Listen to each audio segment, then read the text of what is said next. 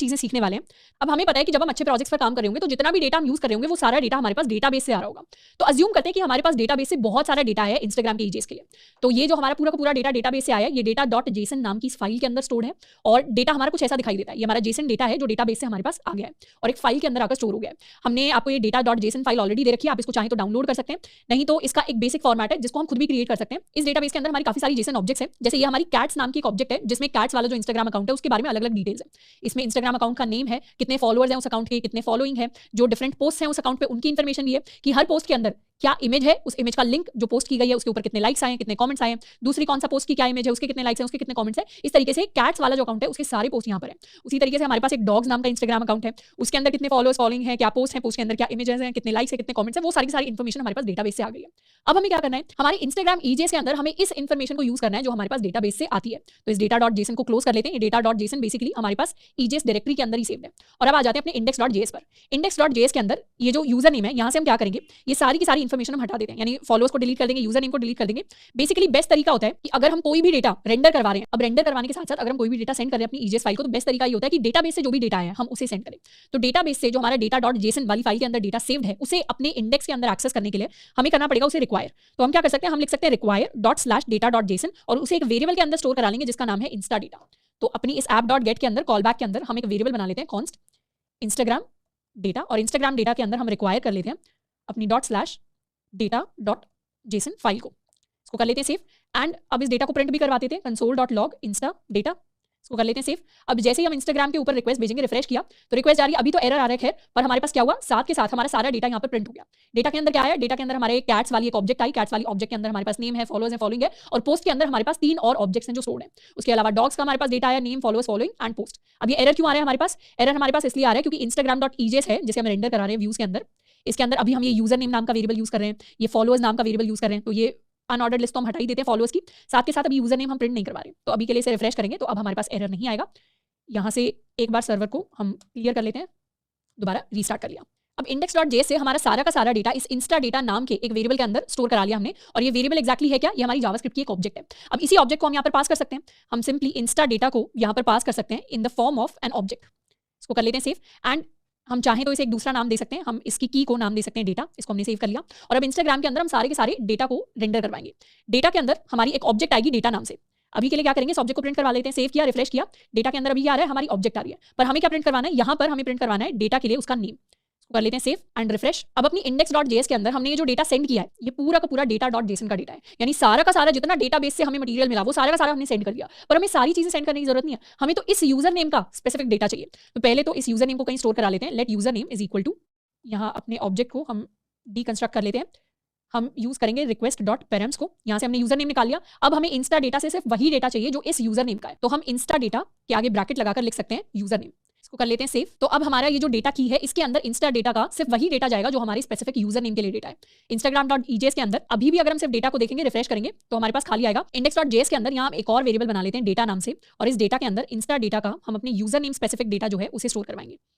यहाँ से अभी ये वैल्यू हटा लेते हैं और सिर्फ हम डेटा को पास करेंगे, और वेरीफाई करने के लिए कि डेटा है क्या, हम कंसोल डॉट लॉग करवा लेते हैं अपने डेटा को। इसको कर लेते हैं सेव एंड यहाँ से हम कॉल लगाएंगे इंस्टाग्राम स्लैश कैट्स को। एंटर किया तो ये कैट्स वाला डेटा हमारे पास प्रिंट होकर आ गया। कैट्स वाले डेटा में क्या है, उसका नेम है, उसके फॉलोअर्स हैं, फॉलोइंग है, हमारे पास पोस्ट हैं अलग अलग कैट्स वाला जो अकाउंट है उसके, एंड इस तरीके से। अब अगर हम डॉग्स वाले अकाउंट को कॉल लगाएं, एंटर किया तो यहाँ पर हमारे डॉग्स वाले अकाउंट की इन्फॉर्मेशन आ गई, नेम में डॉग्स आ गया, फॉलोअर्स, फॉलोइंग, एंड इस तरीके से हमारे पास पोस्ट का डेटा आ गया। तो बेसिकली ये डेटा हमारी एक ऑब्जेक्ट है जावास्क्रिप्ट की जिसके अंदर उस यूजर नेम से रिलेटेड डेटा है। एक चीज ध्यान रखिए, यहाँ पर अपना कॉलेज या अपना नाम सर्च नहीं कर देना, क्योंकि इस केस में हमारे पास डेटा डॉट जेसन के अंदर वो इन्फॉर्मेशन है ही नहीं। तो हम अभी सिर्फ वैलिड इन्फॉर्मेशन की बात कर रहे हैं कि जो डेटा हमारे पास आ रहा है उसे हम सिंपली इंस्टाग्राम डॉट ईजेएस को पास कर रहे हैं। अब इंस्टाग्राम डॉट ईजेएस में आ जाते हैं और इस डेटा के लिए जो अभी हमारे पास एक ऑब्जेक्ट है इसके लिए इसका नेम हम प्रिंट करवाने वाले हैं, क्योंकि डेटा के अंदर क्या है, हमारे पास नेम है। सेव करेंगे, रिफ्रेश करेंगे, डॉग्स को कॉल लगाई तो हमारे पास @डॉग्स आ गया। अगर हम कैट्स को कॉल लगाएंगे तो हमारे पास @कैट्स आ जाएगा। अब सेकंड चीज जो हमें प्रिंट करवानी है वो है हमारे फॉलोअर्स एंड फॉलोइंग का काउंट। उसे प्रिंट करवाने के लिए हम यहाँ पर एक पैराग्राफ बना सकते हैं। पैराग्राफ के अंदर लिख देंगे फॉलोअर्स एंड यहाँ फॉलोअर्स का काउंट लिख देंगे less than percentage equal to percentage greater than. इसके अंदर हम लिखने वाले हैं डेटा डॉट फॉलोअर्स, एंड इसी तरीके से एक और पैराग्राफ हम बना सकते हैं जिसके अंदर लिख देंगे फॉलोइंग का काउंट डेटा डॉट फॉलोइंग। यहाँ पर लिख देते हैं फॉलोइंग, सेव एंड रिफ्रेश। तो कैट्स के इतने फॉलोअर्स हैं, इतने फॉलोइंग है। डॉग्स की अगर बात करें तो डॉग्स वाला जो अकाउंट है उसके इतने फॉलोअर्स हैं, इतने फॉलोइंग है। अगर हमें सेम लाइन पर लेके आना है तो सिंपली हम बीच में कुछ स्पेसेस को ऐड कर सकते हैं। यहाँ ऐड कर देते हैं एंड नॉन ब्रेकिंग स्पेसेस, तो 3-4 हम स्पेसेस जो हैं उन्हें ऐड करने वाले हैं। सेव कर दिया, इस तरीके से, एंड यहाँ पर रिफ्रेश कर दिया तो सेम लाइन पर हमारे फॉलोअर्स एंड फॉलोइंग हमारे पास आ गए। अब हमें क्या करना है, अकाउंट्स के लिए उनकी सारे के सारे पोस्ट को प्रिंट करवाने हैं। तो एक हॉरिजॉन्टल लाइन यहाँ पर ऐड कर देते हैं। तो इसके नीचे हम अपने सारे के सारे पोस्ट को प्रिंट करवाने वाले हैं इंस्टाग्राम के पोस्ट। इंस्टाग्राम के पोस्ट कैसे हैं, इस पोस्ट नाम के एरे के अंदर हमारे सारे के सारे पोस्ट हो रहे हैं in the form of an object. यानी हम एक फॉर लूप लगा सकते हैं जिसमें एक वेरिएबल ले लेंगे लेट पोस्ट ऑफ पोस्ट्स, तो हमारे पास इंडिविजुअल पोस्ट आ जाएगा। और इंडिविजुअल पोस्ट के लिए हमें 3 चीजें प्रिंट करवानी है, एक उस पोस्ट की इमेज, दूसरा उसके लिए उसका लाइक्स काउंट, तीसरा उसके लिए उसका कमेंट्स का काउंट। तो इतने वाले पार्ट को लेते हैं और यहाँ पर हम एक लूप लगा लेते हैं। लूप को लगाने के लिए हमें ईजेएस का ये वाला टैग यूज करना पड़ेगा, परसेंटेज ग्रेटर देन, यहाँ पर भी less than percentage and percentage greater then.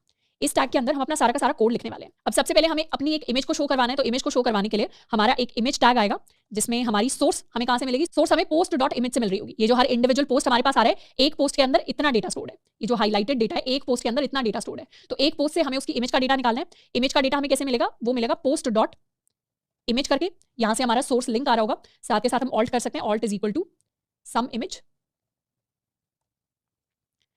अब यहाँ पर हमारा एक इमेज टैग बनेगा, साथ के साथ हमारा लाइक्स एंड कमेंट्स का काउंट बनेगा। अब लाइक्स एंड कमेंट्स के काउंट के लिए जैसे हमने फॉलोअर्स एंड फॉलोइंग दिखाया था, हम वैसे ही दिखा सकते हैं। हमारे लाइक्स जो होंगे, लाइक्स हो जाएंगे equal to post dot likes, and जो हमारे कमेंट्स होंगे, कमेंट्स हो जाएंगे equal to post dot comments.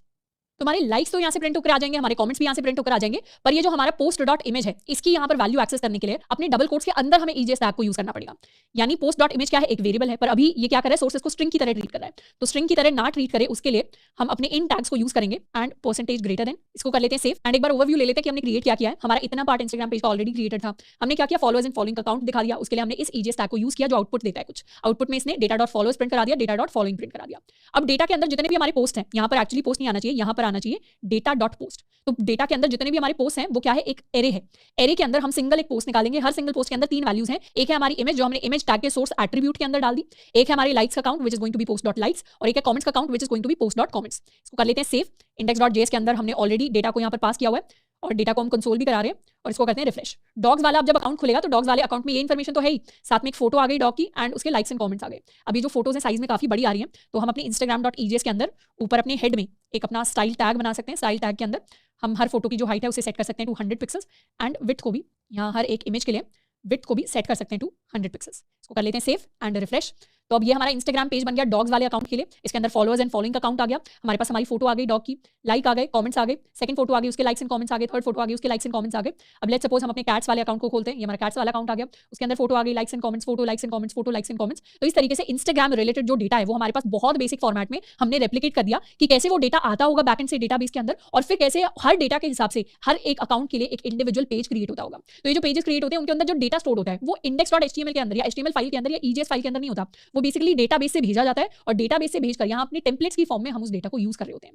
तो इस तरीके से हमारे EJS काम करते हैं फ्रॉम अ ब्रॉडर पर्सपेक्टिव। अब इसमें एक और यूज केस हमारा रह गया कि लेट्स सपोज ये तो हमारा कैट्स वाला अकाउंट है, पर कल को जाकर अगर हम अपना कॉलेज के लिए सर्च करते हैं तो अपना कॉलेज के लिए हमारे पास एरर आ जाएगा। एरर क्यों आएगा, क्योंकि डेटा डॉट जेसन में अपना कॉलेज का डेटा तो स्टोर है ही नहीं। तो उसके लिए अपने index.js के अंदर जाकर हम क्या कर सकते हैं, यहाँ पहले ही चेक कर सकते हैं कि हमारे पास वैलिड डेटा है या नहीं। तो अगर हमारे पास वैलिड डेटा होगा, मतलब इफ डेटा, तो उस केस में तो हमें रेंडर करा देनी है इन्फॉर्मेशन, तो यहाँ हम इन्फॉर्मेशन रेंडर करा सकते हैं। और एल्स वाले केस में हम क्या कर सकते हैं, एल्स वाले केस के लिए हम एक और अपने व्यूज के अंदर पेज बना सकते हैं एरर नाम से, error.ejs। error.ejs के अंदर हम यहाँ लिख सकते हैं नो अकाउंट, एंड यहाँ पर h1 के अंदर हम लिख सकते हैं नो सच अकाउंट। इसको कर लेते हैं सेव, एंड index.ejs के अंदर जाकर इसी पेज को हम रेंडर कराएंगे। तो हम अपने error.ejs को रेंडर कराने वाले हैं जब हमारे पास डेटा एग्जिस्ट नहीं करता होगा डेटाबेस के अंदर। इसको कर लेते हैं सेव एंड रिफ्रेश। तो जब हम अपना कॉलेज सर्च करेंगे, क्योंकि वो डेटाबेस के अंदर एग्जिस्ट नहीं करता, तो इस बार नो सच अकाउंट दिखाएगा, और इसकी जगह अगर हम कैट्स को सर्च करेंगे तो वो कैट्स का इंस्टाग्राम अकाउंट दिखा देगा। अब अगर हम डॉग्स को सर्च करेंगे तो वो डॉग्स का इंस्टाग्राम अकाउंट दिखा देगा। तो इस तरीके से हमारे टेम्पलेट्स काम करते हैं।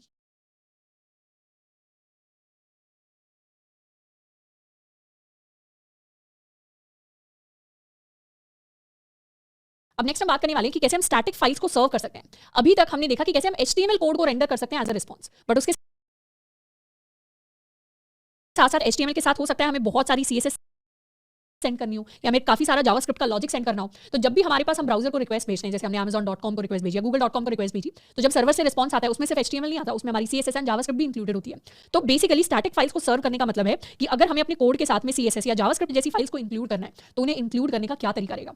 उन्हें इंक्लूड करने के लिए हम अपने कोड के अंदर एक लाइन लिखते हैं, ऐप डॉट यूज और उसके अंदर हम एक मिडिल वेयर यूज करते हैं। मिडिल वेयर्स क्या होते हैं इनको हम बाद में डिटेल में समझेंगे, बट अभी के लिए हमें अपने कोड के अंदर लिखना होता है app dot use express dot static and उसके अंदर अपने फोल्डर का नाम। और ये जो फोल्डर है ये हमारा वो फोल्डर होगा जिसके अंदर हमारी सारी की सारी स्टैटिक फाइल्स होंगी, यानी इस फोल्डर के अंदर हम CSS फाइल स्टोर कराएंगे, हम जावास्क्रिप्ट फाइल स्टोर कराएंगे और इस तरीके की फाइल्स को हम अपने HTML कोड या अपने EJS टेम्पलेट्स के साथ यूज कर रहे होंगे। तो हम क्या लिखेंगे app dot use express dot static.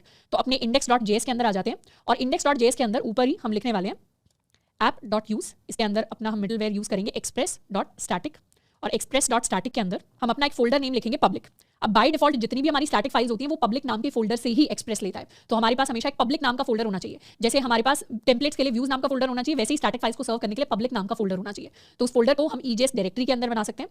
तो हमने पब्लिक नाम का फोल्डर क्रिएट कर लिया और इस फोल्डर के अंदर हम एक फाइल बना लेते हैं स्टाइल डॉट CSS नाम से। इस फाइल के अंदर हम अपनी काफी सारी स्टाइलिंग है जिसको ऐड कर सकते हैं। अब हम चाहें तो जैसे व्यूज फोल्डर जो है ये व्यूज वाले फोल्डर का हम चाहें तो नाम चेंज कर सकते हैं, उसके लिए हमें एक एडिशनल फंक्शन यूज करना पड़ेगा। वैसे इस पब्लिक का भी नाम चेंज कर सकते हैं, उसके लिए भी एडिशनल फंक्शन हमें यूज करना पड़ेगा, बट अभी के लिए हम पब्लिक को यूज करने वाले हैं। अब पब्लिक के अंदर जो स्टाइल डॉट CSS हमने बनाई है इसके अंदर कुछ बेसिक स्टाइल हम लिख लेते हैं। जैसे लेट्स सपोज अपने बॉडी को हम एक बैकग्राउंड कलर दे देते हैं, इसे पिंक हम कलर दे देते हैं, इसको हमने कर लिया सेव। एंड उसके साथ साथ जितनी भी इमेजेस होंगी हर इमेज के अंदर क्या करेंगे, हर इमेज की हम हाइट सेट कर देंगे 100 पिक्सेल्स एंड हम विड्थ सेट कर देंगे 100 पिक्सेल्स। तो ये हमने कुछ स्टाइलिंग सेट कर दी अपनी स्टाइल डॉट CSS के अंदर। अब ये जो स्टाइलिंग हमने सेट की है इसे हम अपने इंस्टाग्राम के साथ यूज करना चाहते हैं, यानी व्यूज के अंदर ये जो इंस्टाग्राम डॉट EJS हमने लिखा था इसके साथ अगर हमें स्टाइलिंग को यूज करना है तो सबसे पहले हम चाहें तो अपना ये स्टाइल टैग हटा सकते हैं। तो नॉर्मली जैसे हम फाइल्स को लिंक करते हैं स्टाइल शीट को, वैसे हम लिंक करेंगे, हम लिंक करके लिखेंगे link relation is equal to style sheet and फिर हम अपनी फाइल का नाम लिखेंगे।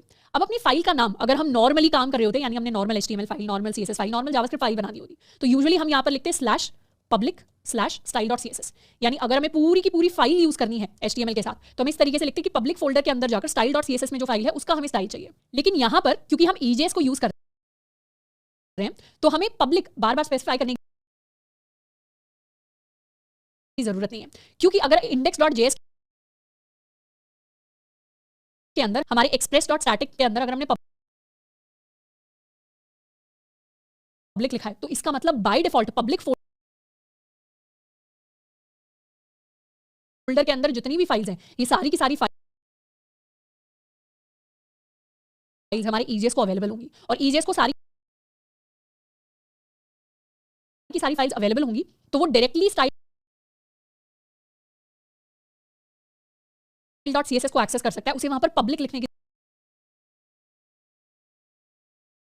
जरूरत नहीं। तो बेसिकली जो हमारा पब्लिक फोल्डर है ये पब्लिक फोल्डर सर्व कर देगा सारी की सारी फाइल्स। जैसे वेटर्स होते हैं हमारे रेस्टोरेंट्स के अंदर, वो क्या करते हैं अपना खाना सर्व कर देते हैं, तो वैसे ही पब्लिक फोल्डर सर्व कर देगा सारी की सारी फाइल्स रिस्पॉन्स के अंदर और वहां पर जो भी EJS होगा वो डायरेक्टली फाइल्स को एक्सेस कर सकता है, ना कि हमारे पब्लिक फोल्डर को।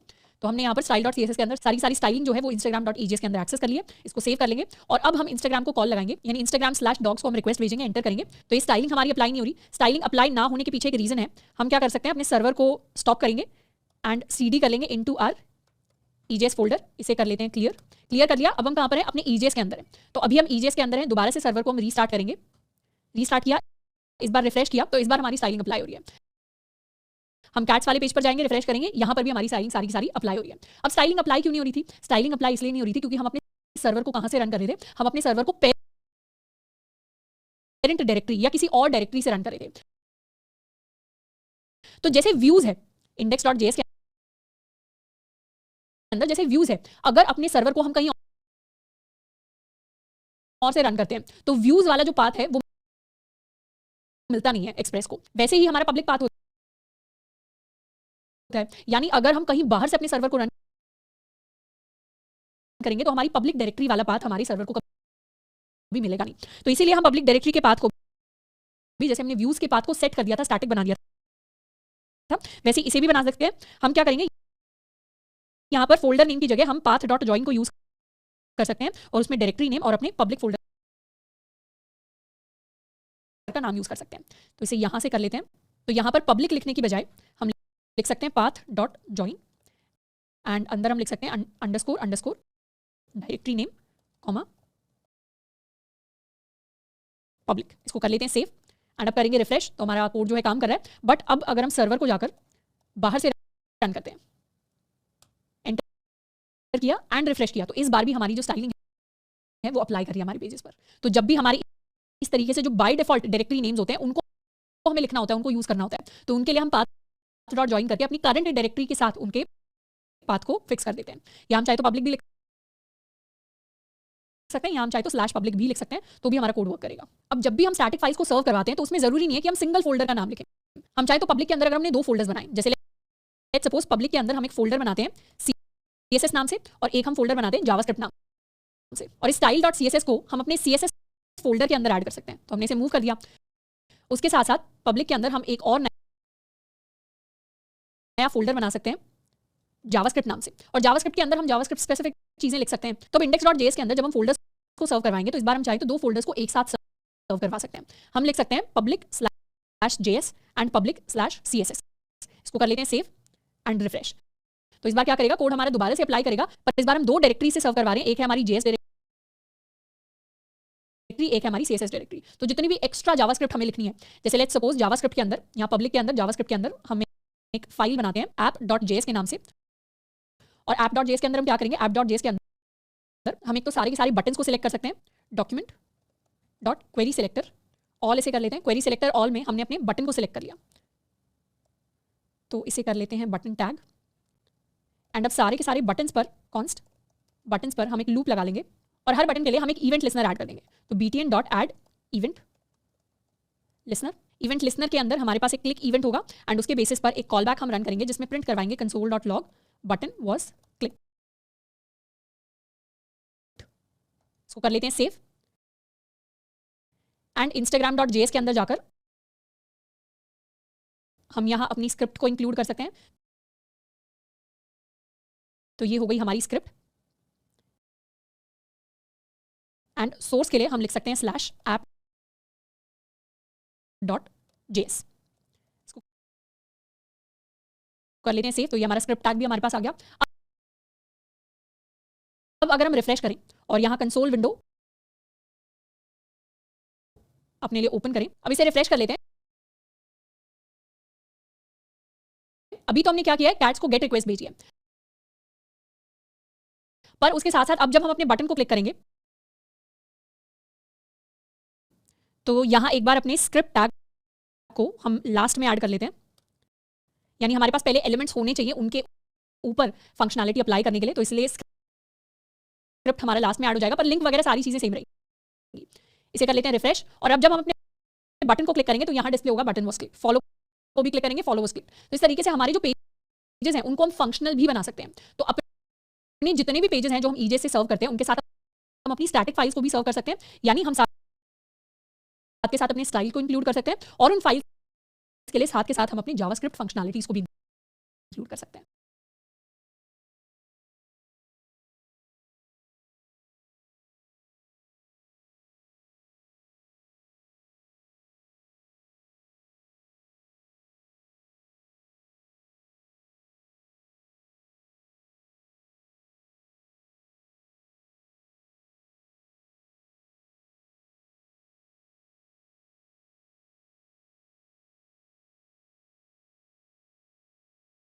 अब नेक्स्ट हम बात करने वाले हैं इंक्लूड्स के बारे में। इंक्लूड्स बेसिकली हमारा तरीका होते हैं सब टेम्पलेट्स क्रिएट करने का। जैसे अभी हमने बात क्या की, अभी हमने EJS के बारे में पढ़ा है, और EJS हमारी टेम्पलेट्स होते हैं। अब EJS के अंदर जो टेम्पलेट्स क्रिएट होते हैं वो पूरे के पूरे HTML पेजेस होते हैं। अब अगर हमें ऐसा कुछ मैकेनिज्म चाहिए जिसमें उस पूरे HTML के अंदर भी अगर हमें कोई सब टेम्पलेट है जिसे इंसर्ट करना है, तो उसके लिए हम अपने इंक्लूड्स को यूज करेंगे। अब इंक्लूड्स को हम पार्शियल्स भी कहते हैं, और इंक्लूड्स को यूज करने का तरीका बहुत ही सिमिलर रहता है हमारे टेम्पलेट से। अब हमारा जो EJS पेज है, EJS पेज के अंदर हमारे पास इंक्लूड्स नाम से एक सेक्शन है टाइटल, जिसके अंदर हम इंक्लूड्स के बारे में पढ़ते हैं। तो includes are relative to the template with the include call. इसके लिए एक एग्जांपल लेकर चलते हैं। लेट्स सपोज हमारे पास हमारे व्यूज के अंदर हमारा एक इंस्टाग्राम नाम का पेज है, हमारा एक रोल डाइस नाम का पेज है, और हमारा एक होम और एरर नाम का पेज है। अब हमने अभी तक क्या किया है, इंस्टाग्राम के अंदर स्टाइलिंग को इंक्लूड किया है। कैसे किया स्टाइलिंग को इंक्लूड करने के लिए हमने ये लाइन लिखी है, लिंक रिलेशन स्टाइल शीट और इस तरीके से चीजें। अब हम चाहते हैं कि ये सारा का सारा जो हेड वाला सेक्शन है, इस पूरे के पूरे हेड सेक्शन को मुझे बार बार लिखना ना पड़े अपने पेजेस के अंदर, और ये जो हेड वाला सेक्शन है ये सारे के सारे पेजेस पे अप्लाई हो जाए। तो इस हेड वाले सेक्शन को हम यहाँ से कट कर सकते हैं और इसे कट करके व्यूज वाले फोल्डर के अंदर ही हम एक और फोल्डर बनाएंगे जिसको नाम दे देंगे इंक्लूड्स। हम चाहें तो इसे कुछ और नाम भी दे सकते हैं, पर हमने इसे इंक्लूड्स नाम दे दिया। और इंक्लूड्स के अंदर हम एक और फाइल बनाएंगे और इसको हम कह सकते हैं head.egs। और इस head.egs के अंदर जाकर हम अपना पूरा हेड वाला पार्ट जो है उसे पेस्ट कर देंगे और इसे कर लेंगे सेव। तो ये हमारा पूरा कोई HTML पेज नहीं है, HTML पेज का सिर्फ हेड वाला पार्ट हमने इस पेज के अंदर कॉपी किया है और head.egs से पता चलता है कि इसमें हमारा हेड वाला पार्ट आता है। अब इसको कर लेते हैं क्रॉस और अब instagram.egs में जाकर हम एक सिंगल लाइन लिखनी है जिसके अंदर हम अपना egs टैग यूज करेंगे। ये हमारा नया egs टैग है जिसमें हाइफन यूज होता है। जैसे यहाँ पर जाएं टैग्स के अंदर, अगर इस टैग की हम बात करें तो हम इस टैग को यूज करने वाले हैं and this tag outputs the unescaped value into the template। अब हमने जो पहले equal to वाला टैग यूज किया था इसमें HTML escaped होकर आता है। escape होने का बेसिक मतलब है कि जो भी आउटपुट आएगा वो स्ट्रिंग बन जाएगा। पर अगर हमें आउटपुट में स्ट्रिंग नहीं चाहिए, हमें आउटपुट में पूरा का पूरा HTML कोड चाहिए, तो उसके लिए हम हाइफन को यूज करते हैं इक्वल टू की जगह, और ये हमें unescaped वैल्यू देता है into the template। तो उसके लिए हम लिख सकते हैं less than percentage hyphen and यहाँ पर हम लिख देंगे इंक्लूड। तो बेसिकली हम कोई सब टेम्पलेट, कोई छोटा पार्ट है, कोई छोटा सेक्शन है जिसे इंक्लूड कर रहे हैं। कहाँ से इंक्लूड कर रहे हैं, हम अपने इंक्लूड्स वाले फोल्डर के अंदर जाकर head.egs से इसे इंक्लूड कर रहे हैं और इस टैग को अब क्लोज कर लेते हैं और सेव कर लेते हैं। अच्छा, यहाँ पर एक और चीज, इस तरीके से अगर हम लिखेंगे, जब यहाँ पर सामने की तरफ हमने स्लैश लिख दिया तो ऐसे हमारा कोड काम नहीं करेगा। हमें बिना स्लैश के अपने इंक्लूड स्लैश head.egs को लिखना पड़ेगा। तो गलती से कहीं भी ये स्लैश नहीं लगा देना, हमारे पास एरर आ सकता है उस केस में। तो अब इंस्टाग्राम का जो ऊपर बड़ा सा कोड था हमारे पूरे के पूरे हेड के लिए, हेड टैग का जो पूरा कोड था वो हम हमने head.egs के अंदर शिफ्ट कर दिया और उस पार्ट को इंक्लूड करने के लिए हम इस स्टेटमेंट को लिख सकते हैं। अब यहाँ पर जब हम अपने इंस्टाग्राम कैट्स को कॉल लगाएंगे, रिफ्रेश करेंगे, तो हमारा सारा का सारा कोड अभी भी वर्क कर रहा है। इवन दो यहाँ पर कोई स्टाइलिंग नहीं लिखी हुई, कोई हेड नहीं लिखा हुआ ऊपर, फिर भी हमारे पास इंस्टाग्राम दिखा रहा है। और अब ये सेम स्टाइलिंग, ये सेम हेड अगर हमें दूसरी फाइल्स के अंदर यूज करना है, तो जैसे हम अपने एरर वाले पेज पर आ जाते हैं, यहाँ पर भी क्या करेंगे, पूरा को पूरा हेड वाला पार्ट हम हटा देंगे और उसकी जगह इंक्लूड कर लेंगे अपना head.egs। तो इस बार अगर हम कैट्स की जगह let's suppose we search for अपना कॉलेज, इसको एंटर करेंगे तो भी हमारे पास सेम स्टाइलिंग अप्लाई होगी, ऊपर इंस्टाग्राम ही लिखकर आएगा और अब प्रिंट होकर आ रहा है नो सच अकाउंट। तो जो स्टाइलिंग, जो चीजें दूसरे किसी फाइल के अंदर इंक्लूडेड थी वो अब हम यहाँ भी इंक्लूड कर सकते हैं। हम चाहें तो जो हमारा रोल डाइस वाला पेज है उसके अंदर भी सेम स्टाइलिंग इंक्लूड कर सकते हैं। उसका हेड वाला पार्ट हटा लेंगे, इंक्लूड कर लेंगे अपने head.egs को, रिफ्रेश करेंगे और अब यहाँ पर हम कॉल लगा सकते हैं अपने स्लैश रोल डाइस को। तो यहाँ सेम स्टाइलिंग हमारे पास इंक्लूड होगी। ऊपर इंस्टाग्राम टाइटल में इसीलिए लिखा रहा है क्योंकि वो हमारे head.egs के अंदर टाइटल में लिखा हुआ है और ये हमारा रोल डाइस वाला कोड काम कर रहा है। तो इस तरीके से, इस तरीके का ऐसा सब टेम्पलेट जो हमें लगता है बहुत सारे टेम्पलेट्स के अंदर यूज किया जा सकता है, उसे हम अपने इंक्लूड्स वाले फोल्डर के अंदर अलग से क्रिएट कर सकते हैं। हम चाहें तो एक और टेम्पलेट क्रिएट कर सकते हैं footer.egs के नाम से। तो जो वेबसाइट्स के ऊपर हमारा फुटर होता है, फुटर में बेसिकली हमारे पास एक डिव हो सकता है और इस डिव के अंदर हमारे पास कई सारे ऑप्शंस हो सकते हैं। एक हम लिख सकते हैं कॉन्टैक्ट अस एट, और यहाँ हम अपनी ईमेल दे सकते हैं hello@abc.com और साथ के साथ हम अपना फ़ोन नंबर दे सकते हैं, इसको कह देते हैं फ़ोन नंबर +91XXXX इस तरीके से। सो बेसिकली फ़ोन नंबर हमारे पास है नहीं। अब ये सेम लाइन पर ना रहें उसके लिए एक BR टैग हम यूज़ कर लेते हैं।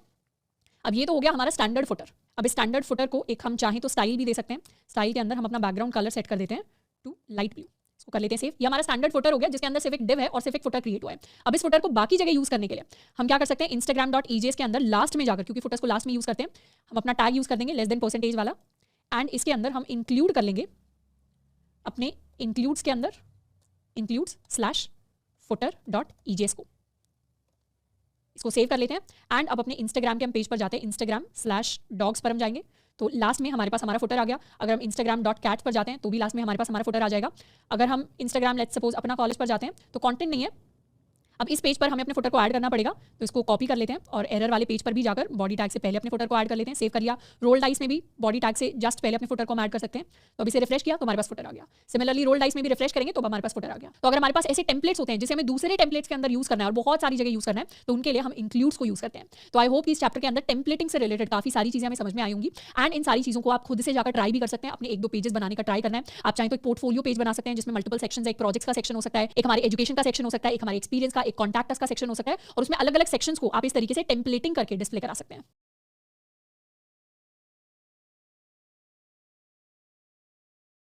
अब नेक्स्ट हम बात करने वाले हैं गेट एंड पोस्ट रिक्वेस्ट के बारे में। इनमें से गेट रिक्वेस्ट को हम ऑलरेडी डिटेल में पढ़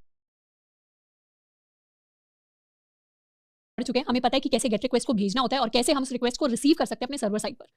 अगर गेट रिक्वेस्ट की बात करें तो गेट रिक्वेस्ट यूज होती है टू गेट सम रिस्पॉन्स, यानी अगर हमें कुछ रिस्पॉन्स चाहिए होता है तो फिर हम गेट रिक्वेस्ट को यूज करते हैं।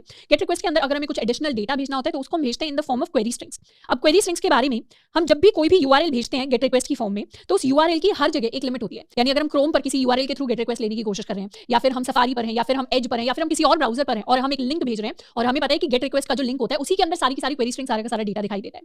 तो अगर इस तरीके की हम क्वेरी स्ट्रिंग के साथ डेटा भेज रहे हैं तो हर ब्राउजर पर यूआरएल्स की कुछ लिमिट होती है कि हमारा जो यूआरएल है वो मैक्सिमम इतनी ही लेंथ का हो सकता है।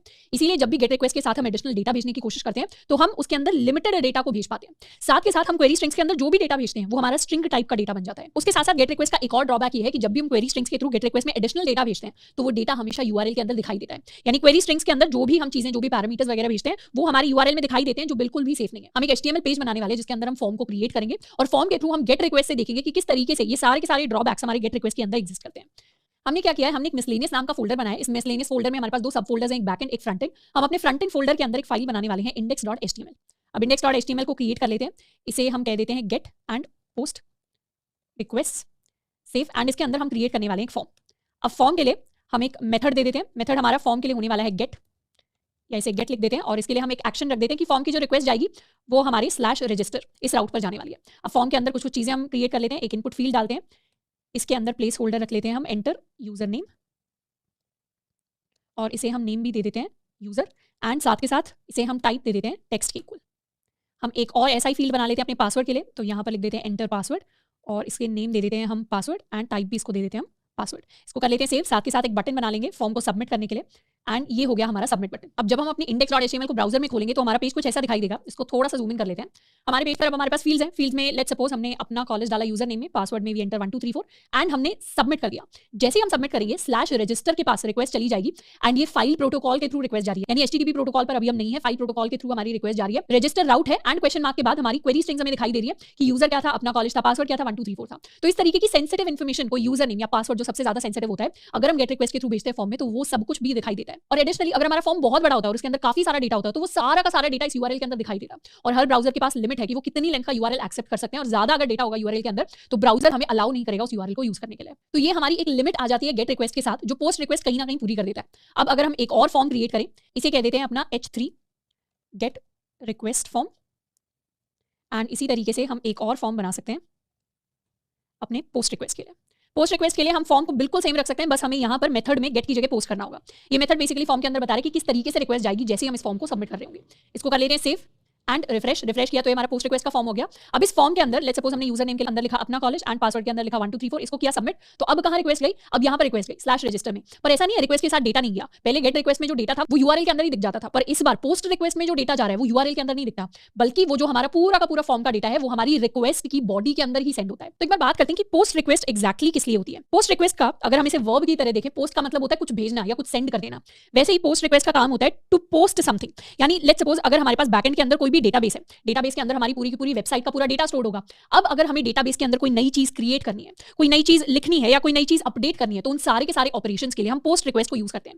यानी गेट रिक्वेस्ट को जनरली हम उन क्वेरीज के लिए यूज करते हैं जब हमें कुछ रिस्पॉन्स वापस चाहिए। जैसे अगर मुझे गूगल पे सर्च करना है तो गूगल जो सर्च है वो एक गेट रिक्वेस्ट होगी, पर अगर मुझे गूगल ड्राइव पर कुछ अपलोड करने के लिए रिक्वेस्ट भेजनी है तो मैं क्या कर रही हूँ, वहां पर डेटा को अपलोड करने की कोशिश कर रही हूँ, तो मुझे कुछ डेटा सेंड करना पड़ेगा। तो ऐसे कामों के लिए हम पोस्ट रिक्वेस्ट को यूज करते हैं। साथ के साथ पोस्ट रिक्वेस्ट के अंदर जो भी डेटा जाता है वो हमारा रिक्वेस्ट बॉडी के थ्रू जा रहा होता है। और जैसे गेट रिक्वेस्ट के अंदर लिमिट होती है कि क्वेरी स्ट्रिंग के अंदर जो हम डेटा भेजते हैं वो हमारा स्ट्रिंग टाइप का डेटा होता है, ऐसी पोस्ट रिक्वेस्ट के ऊपर कोई लिमिट नहीं होती। हमारा मन करे तो पोस्ट रिक्वेस्ट के साथ हम स्ट्रिंग टाइप का डेटा भेज सकते हैं, नहीं तो हम जेसन टाइप का डेटा भी भेज सकते हैं, नहीं तो हम दूसरे फॉर्मेट्स में भी डेटा भेज सकते हैं। तो पोस्ट रिक्वेस्ट के साथ ऑलमोस्ट किसी भी टाइप का डेटा भेजा जा सकता है, जबकि गेट रिक्वेस्ट के अंदर लिमिट होती है।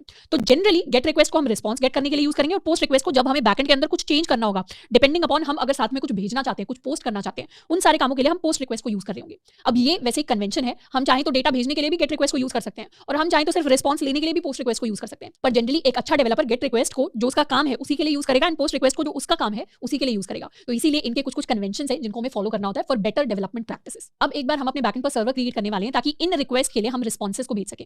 तो उसके लिए अपने बैकएंड वाले फोल्डर के अंदर हम आ जाते हैं, और बैकएंड वाले फोल्डर के अंदर हम अपने टर्मिनल से भी cd बैकएंड कर लेते हैं। इसको कर लेते हैं क्लियर। सबसे पहले तो इस फोल्डर के अंदर हम करेंगे npm init -y, तो हमारे लिए बैकएंड के अंदर एक पैकेज.json जो है वो इनिशियलाइज हो जाएगी। साथ के साथ हम इंस्टॉल करने वाले हैं एक्सप्रेस को, तो npm i express, different packages हमारे लिए इंस्टॉल होकर आ जाएंगे। और साथ के साथ क्रिएट कर लेते हैं एक index.js, तो ये हमारी index.js आ गई, जिसके अंदर हम अपना सर्वर साइड का कोड लिखेंगे।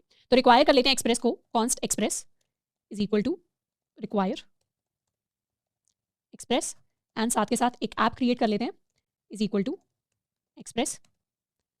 अब ऐप के लिए एक पोर्ट हम क्रिएट कर लेते हैं, let's take it 8080 app dot listen at port and हमारा कॉल बैक हो गया जिसमें हम प्रिंट करवा देंगे console dot log listening to port. इसे कर लेते हैं सेव एंड यहाँ से हम अपने सर्वर को कर सकते हैं स्टार्ट नोडमोन इंडेक्स डॉट जेएस। तो हमारा सर्वर स्टार्ट हो गया है। अब सर्वर के अंदर हम गेट रिक्वेस्ट एक्सेप्ट करने के लिए एक अपना फंक्शन कॉल लगा सकते हैं ऐप डॉट गेट को, और हम गेट रिक्वेस्ट को एक्सेप्ट करेंगे स्लैश रजिस्टर पर। यानी ये स्लैश रजिस्टर वही सेम पाथ है जिसको हमने अपने फॉर्म के अंदर लिखा था एंड यहाँ से हमारा रिक्वेस्ट एंड रिस्पॉन्स आएगा। तो इसके लिए हम प्रिंट करवा देते हैं कंसोल डॉट लॉग एक्सेप्टेड, या सीधा हम रिस्पॉन्स सेंड कर सकते हैं रिस्पॉन्स डॉट सेंड, इसको कह देते हैं स्टैंडर्ड गेट रिस्पॉन्स। एंड अपने पोस्ट रिक्वेस्ट को एक्सेप्ट करने के लिए हम सिंपली लिख सकते हैं ऐप डॉट पोस्ट एंड बाकी सारी चीजें हम सेम रखेंगे और इसे कर देते हैं स्टैंडर्ड पोस्ट रिस्पॉन्स। अब हमें पता है पोस्ट रिक्वेस्ट को एक्सेप्ट करने के लिए हम ऐप डॉट पोस्ट इस मेथड को यूज करते हैं, उसके अंदर सिमिलर तरीके से हम अपना राउट डिफाइन करते हैं और अपने कॉल बैक को लिखते हैं। इसको हमने कर लिया सेव एंड अब एक बार आ जाते हैं अपने हॉपस्कॉच पर और यहाँ से हम रिक्वेस्ट भेजना स्टार्ट करेंगे अपने लोकल होस्ट 8080/register को। सबसे पहले हम गेट रिक्वेस्ट भेज रहे हैं, हमने रिक्वेस्ट सेंड कर दी तो हमें मिल गया स्टैंडर्ड गेट रिस्पॉन्स एंड साथ के साथ हम चाहें तो पोस्ट रिक्वेस्ट सेंड कर सकते हैं, सेंड की तो हमें मिल गया स्टैंडर्ड पोस्ट रिस्पॉन्स। अब पोस्ट रिक्वेस्ट जो होती है उसमें हमारे पास एक बॉडी होती है, बॉडी के अंदर हम काफी सारा डेटा है जिसे सेंड कर सकते हैं। जैसे डेटा को सेंड करने के हमारे अलग अलग तरीके होते हैं। एक तरीका है कि हम जेसन टाइप का डेटा सेंड करें इस तरीके से, लेट्स सपोज हमने नेम के अंदर इस तरीके से कोई भी रैंडम नेम जो है उसे लिखकर भेज दिया। तो ये जो चीज है ये हमें रिक्वेस्ट के यूआरएल में तो कभी नहीं दिखाई देगी अगर हम पोस्ट रिक्वेस्ट भेज रहे हैं तो, पर हाँ ये हमारे बैकएंड के सर्वर पर जाकर रिसीव होगी। इसके साथ साथ हम एक्सएमएल टाइप का डेटा भेज सकते हैं, हम simply form URL encoded data भेज सकते हैं, प्लेन टेक्स्ट भेज सकते हैं, एचटीएमएल भेज सकते हैं। तो कई सारे डिफरेंट टाइप का डेटा है जो भेजा जा सकता है हमारी पोस्ट रिक्वेस्ट के साथ। सेम चीज हम अपने फॉर्म्स के साथ ट्राई कर सकते हैं। अपने फॉर्म के पास आ जाते हैं, एक बार गेट रिक्वेस्ट भेजते हैं तो यहाँ हम भेज सकते हैं अपना कॉलेज 1 2 3 4। अब सबमिट किया तो अभी भी हमारी रिक्वेस्ट सिर्फ स्लैश रजिस्टर पर जा रही है। तो थोड़े से हम चेंजेस कर लेते हैं, अपने फ्रंट एंड के अंदर आ जाते हैं index.html के अंदर और यहाँ पर स्लैश रजिस्टर की जगह अब हम पूरा लिखने वाले हैं कि हमारी रिक्वेस्ट एग्जैक्टली जानी कहाँ पर चाहिए। तो रिक्वेस्ट हम भेजना चाहते हैं http localhost 8080/register, यानी ये वो लिंक है जहां पर हम अपनी रिक्वेस्ट को भेजना चाहते हैं। इसी को कॉपी कर लेते हैं, पोस्ट रिक्वेस्ट में भी हम सेम लिंक को यूज करेंगे एंड इसे सेव कर लेते हैं। अब यहाँ हमें अलग से HTTP इसलिए लिखना पड़ रहा है क्योंकि जनरली जो हमारा फॉर्म है, क्योंकि अभी हमारे सिर्फ लोकल सिस्टम में एग्जिस्ट करता है तो वो फाइल प्रोटोकॉल को यूज कर रहा है, पर हम चाहते हैं रिक्वेस्ट भेजने के लिए वो HTTP प्रोटोकॉल को यूज करें जिस पर हमारा सर्वर काम कर रहा है। तो दोनों का सेम लेवल पे सेम प्रोटोकॉल को यूज करना जरूरी है।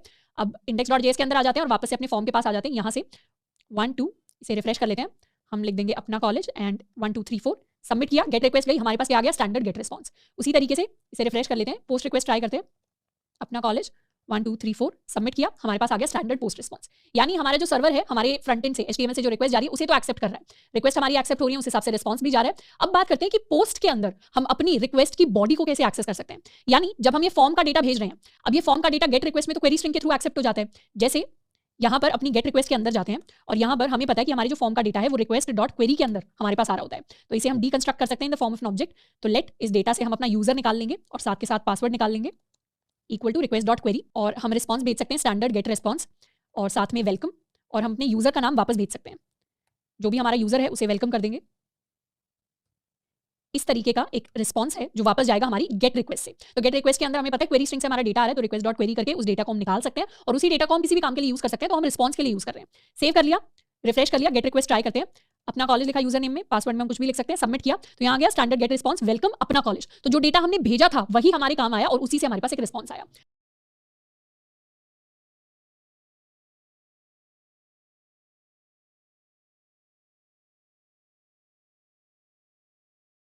अब ये सिमिलर चीज हम पोस्ट रिक्वेस्ट में कैसे करें, क्योंकि पोस्ट रिक्वेस्ट के अंदर हमारे पास जो भी डेटा भेजा जाता है वो क्वेरी स्ट्रिंग के थ्रू तो आता है नहीं, वो रिक्वेस्ट बॉडी के थ्रू जाता है। तो पोस्ट रिक्वेस्ट को हैंडल करने के लिए हम 2 स्टेप्स में इसे हैंडल करते हैं। सबसे पहले तो हम सेटअप करते हैं अपने पोस्ट रिक्वेस्ट का राउट टू गेट सम रिस्पॉन्स, जो हम ऑलरेडी कर चुके हैं, यानी यहाँ पर ऐप.पोस्ट से हम कुछ स्टैंडर्ड रिस्पॉन्स तो वापस ले रहे हैं। दूसरा, हमें पोस्ट रिक्वेस्ट से अपने डेटा को पार्स करना होता है। तो पार्स करने के लिए हमारी जो रिक्वेस्ट ऑब्जेक्ट है उसके अंदर बॉडी नाम की एक प्रॉपर्टी होती है जिसके थ्रू रिक्वेस्ट की बॉडी के अंदर जो भी डेटा होता है उसको हम एक्सेस कर सकते हैं। एक्सेस करने के लिए सबसे पहले क्या करते हैं, इस डेटा को प्रिंट करवाने की कोशिश करते हैं, यानी हम कंसोल डॉट लॉग करेंगे रिक्वेस्ट डॉट बॉडी को, इसको कर लेते हैं सेव एंड यहाँ से दोबारा एक रिक्वेस्ट भेजते हैं, पोस्ट रिक्वेस्ट रिफ्रेश कर लेते हैं, अपना कॉलेज 1 2 3 4 सबमिट किया। अभी तो यहाँ पे आया सिर्फ स्टैंडर्ड पोस्ट रिस्पॉन्स, पर हम यहाँ पर सर्वर साइड पे प्रिंट करवाने की कोशिश कर रहे थे रिक्वेस्ट डॉट बॉडी, पर यहाँ पर हमारी कंसोल के ऊपर प्रिंट हुआ है अनडिफाइंड। अब हमें पता है रिक्वेस्ट डॉट बॉडी के अंदर हमारा पूरा का पूरा रिक्वेस्ट की बॉडी यानी जो भी हमारा फॉर्म का डेटा था वो इसी के अंदर है, पर फिर भी जब हम इसे प्रिंट करवा रहे हैं हमारे पास अनडिफाइंड प्रिंट हो रहा है। अनडिफाइंड प्रिंट होने का मतलब है कि अभी एक्सप्रेस को समझ नहीं आ रहा कि हम क्या डेटा भेज रहे हैं, तो इस डेटा को हमें पार्स करना पड़ेगा, यानी इस डेटा को हमें एक्सप्रेस के लिए रीडेबल फॉर्मेट में लेकर आना पड़ेगा। डेटा तो है रिक्वेस्ट डॉट बॉडी के अंदर, पर अभी वो समझ नहीं आ रहा एक्सप्रेस को, इसीलिए अनडिफाइंड प्रिंट हो रहा है। डेटा को समझने के लिए हमें एक्सप्रेस के अंदर हम ये 2 लाइनें लिख सकते हैं। इनमें से पहली लाइन है कि अगर हमारा डेटा यूआरएल एनकोडेड फॉर्मेट में आया है किसी भी फॉर्म से या फ्रंट एंड से या कहीं से भी रिक्वेस्ट के अंदर यूआरएल एनकोडेड फॉर्म में हमारा डेटा आया तो उसे एक्सप्रेस समझ जाए, तो उसके लिए हम लिख सकते हैं app.use express.url encoded extended true। ये जो लाइन है ये एक स्टैंडर्ड लाइन है जिसको हम हर बार लिखते हैं जब भी हम पोस्ट रिक्वेस्ट को यूज करेंगे, तो हम लिखते हैं app.use express.url encoded एंड इसके अंदर एक्सटेंडेड को हम कर देंगे ट्रू। इसको कर लेते हैं सेव। इसको बेसिकली यूज करने का मतलब है, अब हमें पता है app.use का मतलब होता है ये काम हर रिक्वेस्ट के लिए होना चाहिए, तो चाहे हमारी गेट रिक्वेस्ट है, चाहे पोस्ट रिक्वेस्ट है, चाहे हमारे पास पुट रिक्वेस्ट है या किसी और भी टाइप की अगर रिक्वेस्ट आती है तो सारी की सारी रिक्वेस्ट के लिए app.use ये वर्क करेगा। इसके अंदर हम एक मिडलवेयर यूज कर रहे हैं। अब हमने ऑलरेडी बात की है मिडलवेयर के बारे में, हम डेडिकेटेड आगे लेक्चर के अंदर पढ़ रहे होंगे, बट ये एक मिडलवेयर है। express.url encoded extended true का मतलब है कि अगर हमारी किसी भी रिक्वेस्ट के अंदर रिक्वेस्ट बॉडी के अंदर URL encoded डेटा आता है तो उसे एक्सप्रेस ऑटोमेटिकली पास करके समझ लेगा। अब दोबारा से वापस जाकर फॉर्म के थ्रू दोबारा से रिक्वेस्ट भेजते हैं, अपनी पोस्ट रिक्वेस्ट, अपना कॉलेज 1 2 3 4 सबमिट किया, स्टैंडर्ड पोस्ट रिस्पॉन्स आ गया। अपने सर्वर के अंदर जाएं तो सर्वर साइड में इस बार हमारे लिए क्या प्रिंट हुआ रिक्वेस्ट डॉट बॉडी में, इस बार हमारे पास एक ऑब्जेक्ट प्रिंट हुई। ऑब्जेक्ट के अंदर यूजर है की वैल्यू है अपना कॉलेज, पासवर्ड है की वैल्यू है 1 2 3 4, यानी इस बार जो हम index.html से अपना पोस्ट रिक्वेस्ट के थ्रू डेटा भेज रहे थे वो रिक्वेस्ट डॉट बॉडी के थ्रू अब एक्सप्रेस को समझ में आना स्टार्ट हो गया है। और वो क्या है, वो एक्चुअली एक बॉडी है। अब इस बॉडी के डेटा को हम सिमिलर फॉर्मेट में रीड कर सकते हैं, यानी यहाँ से कॉपी कर लेते हैं, यहाँ पे पेस्ट कर देते हैं। अब रिक्वेस्ट डॉट बॉडी से हम अपना यूजर एंड पासवर्ड निकाल सकते हैं और सिमिलर तरीके की लाइन हम यहाँ पर लिख सकते हैं। इसको कर लेते हैं सेव एंड इस बार हम अपने डेटा को यूज कर पा रहे हैं अपनी पोस्ट रिक्वेस्ट के अंदर। अब जनरली अभी तो यहाँ पर हम रिस्पॉन्स को सेंड करने के लिए अपने डेटा को यूज कर रहे हैं, बट जनरली क्या होता है बैकएंड में यानी सर्वर साइड में हम अपने डेटा को डेटाबेस के अंदर स्टोर करा रहे होते हैं, पर अभी क्योंकि हमने डेटाबेस को पढ़ा नहीं है तो इस डेटा को हम अपने रिस्पॉन्स डॉट सेंड के लिए यूज कर रहे हैं। अब यहाँ पे आके वापस आ जाते हैं पोस्ट रिक्वेस्ट पर, यहाँ लिखते हैं अपना कॉलेज, यहाँ लिखेंगे 1 2 3 4 सबमिट एंड यहाँ क्या आ गया वेलकम अपना कॉलेज, यानी जो डेटा हमने भेजा था अपने फ्रंट एंड से अब हमारी सर्वर साइड पर उस डेटा को रीड किया जा सकता है इन आर पोस्ट रिक्वेस्ट। अब साथ के साथ अपने index.js में हम ये लाइन भी लिख सकते हैं, यानी इन केस अगर हम कोई जेसन फॉर्मेट में डेटा भेज रहे हैं, जैसे अभी अगर यहाँ पर हम सेम फॉर्मेट में अपने बॉडी से लेट्स सपोज जेसन फॉर्मेट में डेटा भेजते हैं, हम यहाँ पर यूजर का नाम भेजते हैं, साथ के साथ हम पासवर्ड की वैल्यू भेजते हैं, इसको कह देते हैं 1 2 3 4। अब अगर इस रिक्वेस्ट को हम सेंड करते हैं तो यहाँ पर आ रहा है वेलकम अनडिफाइंड। ये वेलकम अनडिफाइंड क्यों आया, क्योंकि अभी हमारा एक्सप्रेस सिर्फ यूआरएल एनकोडेड डेटा पढ़ पा रहा है, वो जेसन डेटा नहीं पढ़ पा रहा। हम चाहते हैं कि एक्सप्रेस जेसन डेटा को भी पास कर पाए, तो उसके लिए हम एक और मिडलवेयर यूज कर सकते हैं। यहाँ हम लिख सकते हैं एक्सप्रेस डॉट जेसन, इसको कर लेते हैं सेव एंड दोबारा एक बार रिक्वेस्ट भेजते हैं, तो इस बार क्या है, इस बार आया वेलकम अपना कॉलेज। तो इस तरीके से अब हमारा जो एक्सप्रेस है वो जेसन डेटा को भी पास कर पाएगा, वो यूआरएल एनकोडेड डेटा को भी पास कर पाएगा। अब एक बार बात करते हैं कि यहाँ पर जब हम मिडलवेयर्स को यूज नहीं कर रहे थे तो हमारे पास रिक्वेस्ट डॉट बॉडी में अनडिफाइंड क्यों प्रिंट हो रहा था, क्योंकि by default request dot body क्या करती है, रिक्वेस्ट डॉट बॉडी को पता होना चाहिए कि किस टाइप का डेटा हमारी रिक्वेस्ट की बॉडी में है। एक्सप्रेस को समझ आना चाहिए कि वो किस तरीके का डेटा पास करना चाहते हैं उसे रीड करने के लिए। बाय डिफॉल्ट अगर हम कोई भी मिडलवेयर ऊपर डिफाइन नहीं करते तो हमारा रिक्वेस्ट डॉट बॉडी क्या वैल्यू देता है, वो अनडिफाइंड वैल्यू देता है, यानी वो किसी भी टाइप का डेटा रीड नहीं करता जब तक हम अलग से डिफाइन नहीं करते एक्सप्रेस के अंदर। तो इसीलिए हम उसे रीड नहीं कर पा रहे थे और इसीलिए हमारे पास शुरुआत में अनडिफाइंड प्रिंट हो रहा था। तो ऐसा नहीं है कि अगर हम कुछ भी डिफाइन नहीं करेंगे तो जेसन टाइप का स्टैंडर्ड हमारा डिफॉल्ट फॉर्मेट होता है या यूआरएल एनकोडेड या हमारा एचटीएमएल डिफॉल्ट फॉर्मेट होता है, कुछ डिफॉल्ट नहीं होता। हमारी रिक्वेस्ट डॉट बॉडी के अंदर हमारे पास सिर्फ अनडिफाइंड प्रिंट होकर आएगा, इसीलिए ये लाइंस लिखना जरूरी हो जाता है हमारे index.js के अंदर एंड इस तरीके से हम अपनी पोस्ट रिक्वेस्ट को हैंडल करते हैं।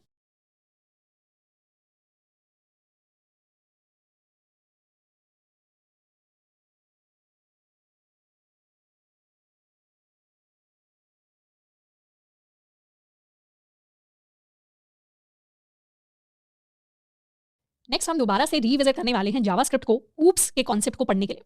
अब ऊप्स हमारा ऑब्जेक्ट ओरिएंटेशन प्रोग्रामिंग सिस्टम्स होता है। ऊप्स को हम वैसे तो अलग अलग लैंग्वेजेस के अंदर पढ़ सकते हैं। अगर आपने ऑलरेडी जावा या C++ जैसी किसी लैंग्वेज के अंदर उसको पढ़ा हुआ है तो हो सकता है आने वाले सेक्शंस हमें थोड़े से बोरिंग लग सकते हैं, तो क्या करना है उन्हें 2x पे एक बार देख लेना है ताकि जावास्क्रिप्ट के अंदर भी हमें ऊप्स के कॉन्सेप्ट अच्छे से समझ में आ जाए। अब जो स्टूडेंट्स फर्स्ट टाइम हमारे साथ ऊप्स को पढ़ रहे होंगे उन्हें हो सकता है फर्स्ट टाइम अगर हम थोड़ा सा ऊप्स के कॉन्सेप्ट्स को देखें तो वो थोड़े से ट्रिकी लगे, तो एक बार जब हम पूरे चैप्टर को कंप्लीट कर लेंगे और हमें ओवरऑल पिक्चर मिलेगी तब हमें थोड़ा सा समझ में आएगा कि नहीं ये टॉपिक तो आसानी था, इतना डिफिकल्ट नहीं है, क्योंकि एक्चुअली ऊप्स उतने डिफिकल्ट नहीं होते ऊप्स के कॉन्सेप्ट, पर बेसिकली हम फर्स्ट टाइम क्लासेस जैसी चीजें, फर्स्ट टाइम कंस्ट्रक्टर जैसी चीजें अगर पढ़ रहे होंगे तो हमें वो काफी नए नए कॉन्सेप्ट्स लगेंगे। तो सबसे पहले बात करते हैं कि ऑब्जेक्ट ओरिएंटेड प्रोग्रामिंग का एक्चुअली मतलब होता क्या है। ऑब्जेक्ट ओरिएंटेड प्रोग्रामिंग के अंदर हम ऑब्जेक्ट्स के बारे में पढ़ रहे होते हैं। हमें ऑलरेडी पता है कि ऑब्जेक्ट्स क्या होती हैं, जावास्क्रिप्ट के अंदर हम ऑब्जेक्ट्स को क्रिएट कैसे करते हैं। तो अभी तक तो हमने समझा है कि अगर हमें इंडिविजुअल ऑब्जेक्ट्स को क्रिएट करना हो तो इंडिविजुअल ऑब्जेक्ट्स को हम कैसे क्रिएट कर सकते हैं, पर कई बार हमारे पास कोड के अंदर ऐसी सिचुएशन आ सकती है जिसमें हमें बार बार सेम तरीके के ऑब्जेक्ट्स को क्रिएट करना पड़ सकता है। जैसे लेट्स सपोज हमारे पास ऐसा कोई कॉन्सेप्ट आता है जिसमें हमारे पास बहुत सारे स्टूडेंट्स का डेटा आने वाला है। अब हर स्टूडेंट के लिए हमें उसका नेम भी स्टोर कराना है, हमें उसकी एज भी स्टोर करानी है, हमें उसके मार्क्स भी स्टोर कराने हैं, हमें उस स्टूडेंट के सब्जेक्ट्स भी स्टोर करवाने हैं, हमें उस स्टूडेंट का एड्रेस भी स्टोर करवाना है। अब ऐसे केस में हम हर बार बार बार स्टूडेंट 1 नाम की एक ऑब्जेक्ट बनाएं, उसके बाद हम स्टूडेंट 2 नाम के एक ऑब्जेक्ट बनाएं, उसके बाद हम स्टूडेंट 3 नाम के एक ऑब्जेक्ट बनाएं, स्टूडेंट 4 नाम के एक ऑब्जेक्ट बनाएं, तो हर बार ऑब्जेक्ट के अंदर हमें सेम की को बार बार डिफाइन करना पड़ेगा। जैसे इसका एग्जांपल लेते हैं, अपने फ्रंट एंड के अंदर हमारे पास index.html है, साथ के साथ एक और फाइल बना लेते हैं app.js के नाम से। app.js के अंदर हम क्या करेंगे, सबसे पहले हम एक स्टूडेंट 1 नाम से एक ऑब्जेक्ट बना लेते हैं। इस ऑब्जेक्ट के अंदर हमारे पास नेम होगा, नेम को हम कुछ भी रख सकते हैं, साथ में एज होगी, एज को भी हम कुछ भी रख सकते हैं, एंड साथ में हम अपने मार्क्स को स्टोर करवा रहे हैं। लेट्स सपोज हमारे पास ये एक ऑब्जेक्ट है। इसी तरीके की हम एक और ऑब्जेक्ट बनाएंगे स्टूडेंट 2 नाम से, इसके अंदर सिमिलर चीजें हम रख सकते हैं। एक और हम ऑब्जेक्ट बनाएंगे स्टूडेंट 3 नाम से, इसको हमने कुछ और नाम दे दिया, इसको कर लेते हैं सेव। तो इस तरीके से जब हम बार बार ऑब्जेक्ट्स बना रहे हैं तो ये जो कीज हैं ये बार बार रिपीट हो रही हैं। अब हमें पता है स्टूडेंट नाम की चाहे हम 1000 ऑब्जेक्ट्स बना दें, उनके अंदर सेम ही कीज यूज होनी है, उनके अंदर नेम होगा, उनके अंदर एज होगी, उनके अंदर मार्क्स होंगे। तो क्यों ना हम इस तरीके का एक टेम्पलेट बना लें जिसको पता होगा कि स्टूडेंट ऑब्जेक्ट बनेगी तो उसके अंदर ये कीज या ये इन्फॉर्मेशन स्टोर होनी चाहिए। इसके साथ साथ अगर स्टूडेंट ऑब्जेक्ट के अंदर अगर हमें कल को कोई फंक्शन डिफाइन करना होगा, जैसे लेट्स सपोज हम कोई फंक्शन डिफाइन करते हैं गेट मार्क्स नाम से, तो गेट मार्क्स के अंदर हम इस तरीके का अगर फंक्शन डिफाइन करते हैं तो ये फंक्शन रिटर्न करता है दिस डॉट मार्क्स को। अब यही सेम फंक्शन हमारी स्टूडेंट 2 के अंदर होना चाहिए, यही सेम फंक्शन हमारे स्टूडेंट 3 के अंदर होना चाहिए। तो इस बार जब हम स्टूडेंट 1, स्टूडेंट 2, स्टूडेंट 3 इन सब के अंदर सेम सारी फंक्शन डिफाइन करेंगे तो क्या होगा, ये फंक्शन बार बार मेमोरी के अंदर क्रिएट होगा। स्टूडेंट 1 के लिए भी सेम फंक्शन मेमोरी के अंदर क्रिएट होगा, स्टूडेंट 2 के लिए भी ये फंक्शन अलग से मेमोरी के अंदर क्रिएट होगा, स्टूडेंट 3 के लिए भी अलग से मेमोरी के अंदर क्रिएट होगा। और अगर हमने 1000 स्टूडेंट्स का डेटा स्टोर कराया तो सबके लिए अलग से मेमोरी के अंदर स्टोरेज जाएगी फंक्शन की, जो इनएफिशिएंट तरीका है। तो कोड के अंदर हमने पहले भी बात की कि हमेशा कोशिश करनी है कि हम चीजें रिपीट ना करें, बार बार ये जो कीज रिपीट हो रही है, ये जो फंक्शन रिपीट हो रहा है, ये इनएफिशिएंट तरीका है प्रोग्रामिंग करने का जिसको हमें नहीं करना है। तो इसी इनएफिशिएंसी को हटाने के लिए एंड और कई सारी प्रॉब्लम्स होती हैं इस तरीके में, उन प्रॉब्लम्स को हटाने के लिए हमारे पास ऑब्जेक्ट ओरिएंटेड प्रोग्रामिंग का कॉन्सेप्ट आया। अब ऑब्जेक्ट ओरिएंटेड प्रोग्रामिंग को हम बिल्कुल स्क्रैच में समझे, बिल्कुल बहुत ही बेसिक तरीके से समझे, तो इसको हम ऐसे समझ सकते हैं कि जैसे कोई फैक्ट्री होती है। लेट्स सपोज हमारे पास कोई कार की फैक्ट्री है। अब कार की फैक्ट्री हमारे लिए कार मैन्युफैक्चर करती है। कार की फैक्ट्रीज हो सकता है दिन के अंदर हजारों कारों को प्रोड्यूस करती हो। अब ऐसा तो है नहीं हर कार को प्रोड्यूस करने के लिए अलग से पूरी पूरी कार का डिजाइन शुरुआत से बनता है। क्या होता है, कोई कार का डिजाइनर होता है, तो डिजाइनर पहले से ही हमारी कार के लिए एक जो डिजाइन होता है, एक जो लेआउट होता है कि किस तरीके का स्ट्रक्चर होना चाहिए, वो पहले से ही प्रिपेयर कर देता है और उस डिजाइन को यूज करके बहुत सारी कार्स प्रोड्यूस हो जाती हैं। तो उसी तरीके का कॉन्सेप्ट हम अपनी प्रोग्रामिंग के अंदर लेकर आते हैं। यानी अगर हमें स्टूडेंट नाम के ऑब्जेक्ट बनानी है और हमें पता है स्टूडेंट के अंदर क्या फंक्शन होने चाहिए, क्या एट्रीब्यूट्स होने चाहिए, क्या प्रॉपर्टीज होनी चाहिए, तो हम क्या करेंगे, स्टूडेंट का डिजाइन यानी स्टूडेंट नाम के ऑब्जेक्ट का इसको डिजाइन कह लेते हैं या इसे ब्लूप्रिंट कह लेते हैं। ब्लूप्रिंट पहले से ही तैयार कर लेंगे कि कुछ ऐसा होना चाहिए, जैसे हम ईजेस के अंदर टेम्पलेट्स तैयार करते थे, और फिर इस ब्लूप्रिंट के हिसाब से हम बहुत सारी स्टूडेंट नाम की ऑब्जेक्ट्स बना सकते हैं। और इन ऑब्जेक्ट्स के अंदर फंक्शंस बार बार क्रिएट नहीं होंगे मेमोरी के अंदर, वो फंक्शंस एक ही बार क्रिएट होंगे इस ब्लूप्रिंट के साथ एंड उन्हें हर एक ऑब्जेक्ट यूज कर पाएगी। तो इस तरीके का ओवरऑल कॉन्सेप्ट होता है हमारे ऑब्जेक्ट ओरिएंटेड प्रोग्रामिंग का। ऑब्जेक्ट ओरिएंटेड प्रोग्रामिंग को हम एक तरीके से ऐसे समझ सकते हैं कि प्रोग्रामिंग को हम रियल वर्ल्ड के साथ कनेक्ट कर रहे हैं, क्योंकि रियल वर्ल्ड में बहुत नेचुरल सिनेरियो है कि हमारे पास 1000 स्टूडेंट्स होंगे और हमें बहुत सारे स्टूडेंट्स का डेटा स्टोर कराना है, या फिर हमारे पास बहुत सारे एम्प्लॉइज होंगे, हमें बहुत सारे एम्प्लॉइज का डेटा स्टोर कराना है, या फिर हमारे पास कोई बैंक मैनेजमेंट सिस्टम है तो उसके अंदर बहुत सारे अकाउंट्स होंगे, हमें हर अकाउंट का डेटा स्टोर कराना है।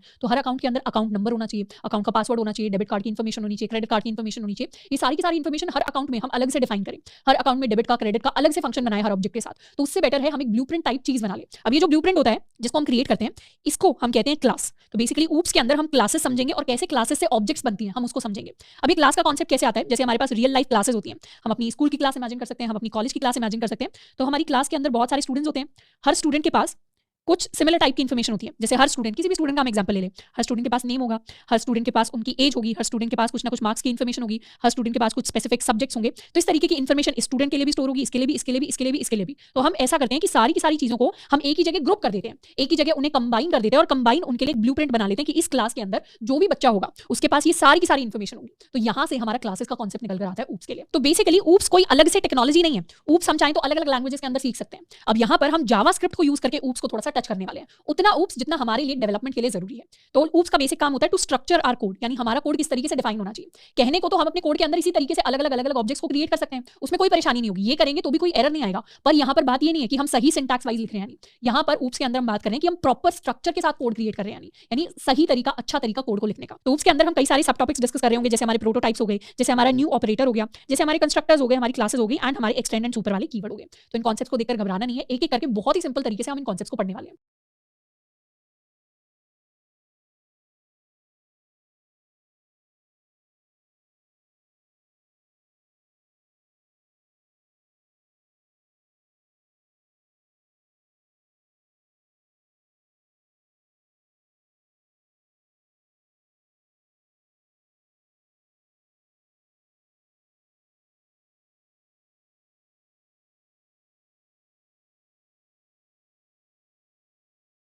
सबसे पहले बात करते हैं अपने ऑब्जेक्ट प्रोटोटाइप्स के बारे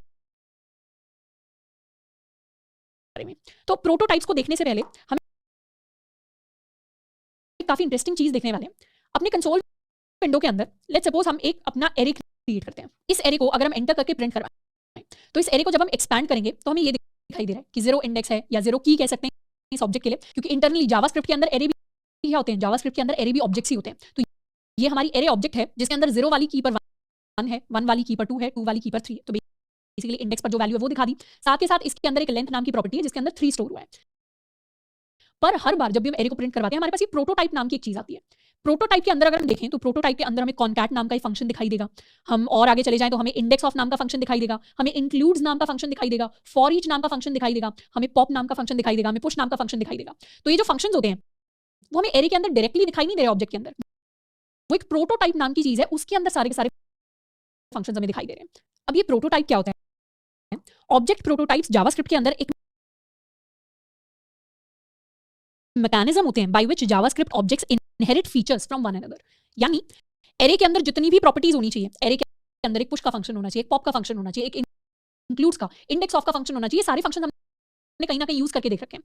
हम अगर अपना एक सैंपल एरे बनाएं जिसके अंदर 1 2 3 ये सारी डिटेल्स अगर हम लिखेंगे तो एरे के अंदर से हम अपने एलिमेंट्स को पॉप भी कर सकते हैं और एरे के अंदर हम अपने एलिमेंट्स को पुश भी कर सकते हैं। तो हमारा एरे क्या होगा, बार बार चेंज होता रहेगा। पर ये जो जनरल फंक्शंस होते हैं जो सारे के सारे एरेस के अंदर एग्जिस्ट करते हैं, ये हर इंडिविजुअल एरे ऑब्जेक्ट के साथ, यानी जो हमारा एरे है ये एक एरे ऑब्जेक्ट है। अगर हम एरे 1 बनाते हैं, एरे 2 यानी कोई और किसी और नाम का भी एरे बना लेंगे तो वो भी अलग एक एरे ऑब्जेक्ट होगा। ये सारे फंक्शन अलग अलग एरे ऑब्जेक्ट के लिए अलग से क्रिएट नहीं होते, ये सारे के सारे एक प्रोटोटाइप के अंदर क्रिएट होते हैं। यानी हमारे पास एक प्रोटोटाइप क्रिएट होता है और प्रोटोटाइप के अंदर सारे के सारे फंक्शंस और सारी की सारी प्रॉपर्टीज होती हैं जो एरे के लिए कॉमन है। और इन सारी प्रॉपर्टीज को एरे की अगर कोई भी ऑब्जेक्ट बनती है, लेट्स सपोज हमारा एरे की कोई भी ऑब्जेक्ट है, ये इन फंक्शंस को, इन प्रॉपर्टीज को इनहेरिट करता है। इनहेरिट करने का मतलब है लेना। जैसे हम बायोलॉजी के अंदर बात करते हैं कि हमारे पेरेंट्स जो होते हैं उनसे हम उनके जीन्स या उनकी जो प्रॉपर्टीज होती हैं वो बच्चे इनहेरिट करते हैं, वैसे ही जो हमारे प्रोटोटाइप के अंदर सारी सारी इंफॉर्मेशन होती है वो हमारा एरे ऑब्जेक्ट इनहेरिट करता है। तो it is like a single template object. Prototype क्या होता है, ऑब्जेक्ट प्रोटोटाइप क्या होता है, ये एक सिंगल टेम्पलेट ऑब्जेक्ट की तरह होता है that all objects inherit methods and properties from without having their own copy.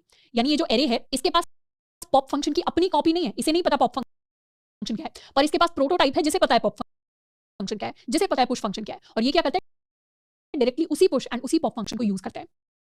जितनी भी ऑब्जेक्ट्स जावास्क्रिप्ट के अंदर एग्जिस्ट करती हैं उन सबके पास अपनी एक बिल्ट इन प्रॉपर्टी होती है जिसे हम कहते हैं प्रोटोटाइप। तो हर ऑब्जेक्ट जावास्क्रिप्ट के अंदर कोई भी ऑब्जेक्ट अगर हम क्रिएट करें उसके पास अपनी एक खुद की बिल्ट इन प्रॉपर्टी होती है प्रोटोटाइप नाम से, और इसी प्रोटोटाइप प्रॉपर्टी के अंदर कुछ ऐसे फंक्शंस होते हैं जो स्पेसिफिक ऑब्जेक्ट्स के लिए क्रिएटेड होते हैं। अब लेट्स सपोज हम अपने app.js के अंदर एक एरे बनाते हैं, तो let ARR is equal to, हमने एक अपने लिए एरे बना लिया 1 2 3 एंड इस एरे के साथ हम एक फंक्शन डिफाइन करते हैं।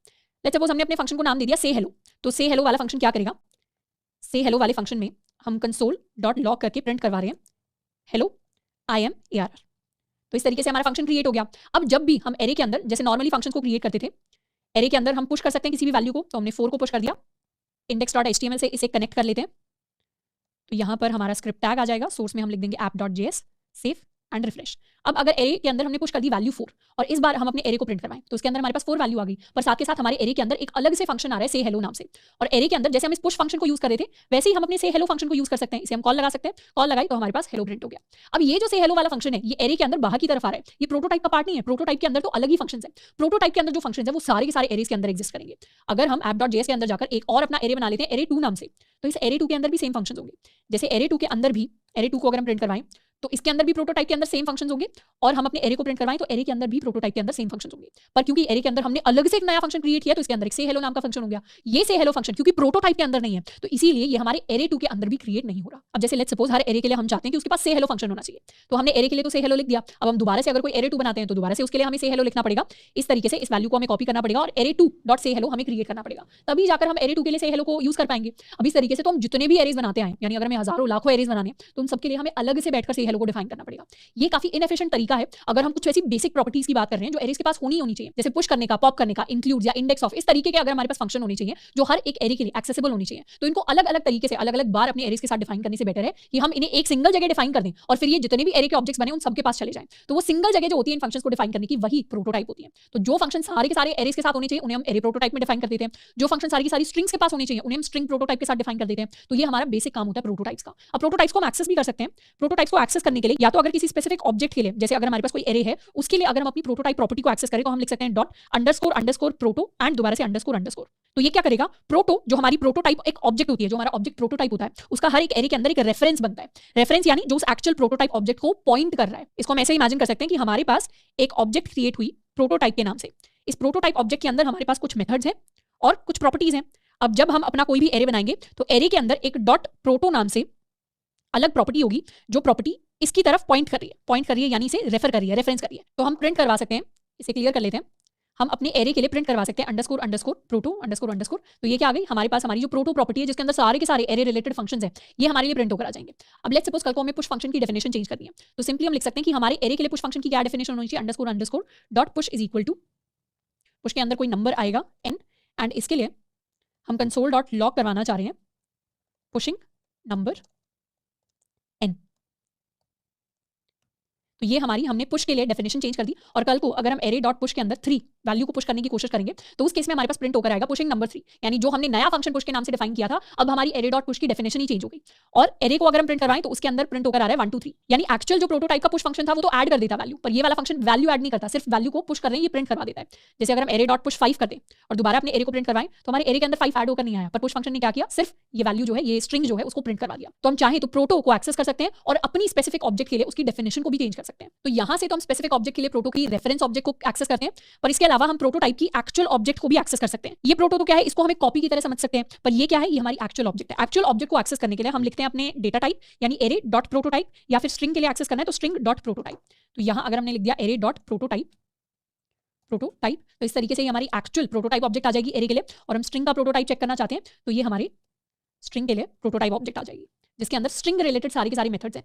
जैसे इसी के अंदर हमें 2 लोअर केस मिल जाएगा, यहीं पर हमें 2 अपर केस मिल जाएगा, यहीं पर हमें ट्रिम मिल जाएगा यहाँ पर, एंड इस तरीके से सारे के सारे स्ट्रिंग रिलेटेड मेथड्स। अब क्योंकि ये मेथड्स एक बार प्रोटोटाइप के अंदर डिफाइन हो गए तो इन्हें हमें बार बार अलग से स्ट्रिंग के अंदर हर इंडिविजुअल स्ट्रिंग के अंदर डिफाइन करने की जरूरत नहीं है। अब नेक्स्ट हम एक बार वेरीफाई करने वाले हैं कि जब हम कह रहे हैं कि प्रोटोटाइप के अंदर, प्रोटोटाइप हमारा एक सिंगल टेम्पलेट ऑब्जेक्ट होता है जिसके थ्रू दूसरे ऑब्जेक्ट्स प्रॉपर्टीज एंड मेथड्स को इनहेरिट करते हैं without having their own copy. इसका एक्जैक्टली मतलब क्या है, इसका एक्जैक्टली मतलब ये है कि यहाँ पर हमने एरे 1, इसे एरे 1 कह देते हैं, यहाँ पर एरे 1 के लिए भी हमने से हेलो नाम का एक मेथड क्रिएट किया जो सेम चीज प्रिंट करवा रहा है, और एरे 2 के लिए भी सेम मेथड क्रिएट किया जिसका नाम भी सेम है और जो सेम चीज प्रिंट करवा रहा है। तो अगर हम इन दोनों को कंपेयर करें, एरे डॉट से हेलो को अगर हम कंपेयर करते हैं एरे 2, इसे एरे 1 कह देते हैं, एरे 1 डॉट से हेलो को अगर हम कंपेयर करते हैं एरे 2 डॉट से हेलो के साथ और इसे एंटर करेंगे तो हमारे पास फॉल्स प्रिंट होकर आया। फॉल्स क्यों प्रिंट होकर आया, इवन तो फंक्शन का नाम भी सेम है, फंक्शन काम भी सेम कर रहा है, इसलिए प्रिंट होकर आया क्योंकि इंडिविजुअल ऑब्जेक्ट्स के लिए जब हम कोई भी चीज डिफाइन करते हैं, जैसे हमने फंक्शन डिफाइन किया, वो अलग से मेमोरी के अंदर जाकर क्रिएट होती है। मतलब हमारी मेमोरी के अंदर, हमारी जावास्क्रिप्ट के कोड ने जो मेमोरी ली होगी कंप्यूटर के अंदर, उसके अंदर हमारा एक एरे 1 क्रिएट हुआ होगा, दूसरा मेमोरी के अंदर हमारा एक एरे 2 क्रिएट हुआ होगा।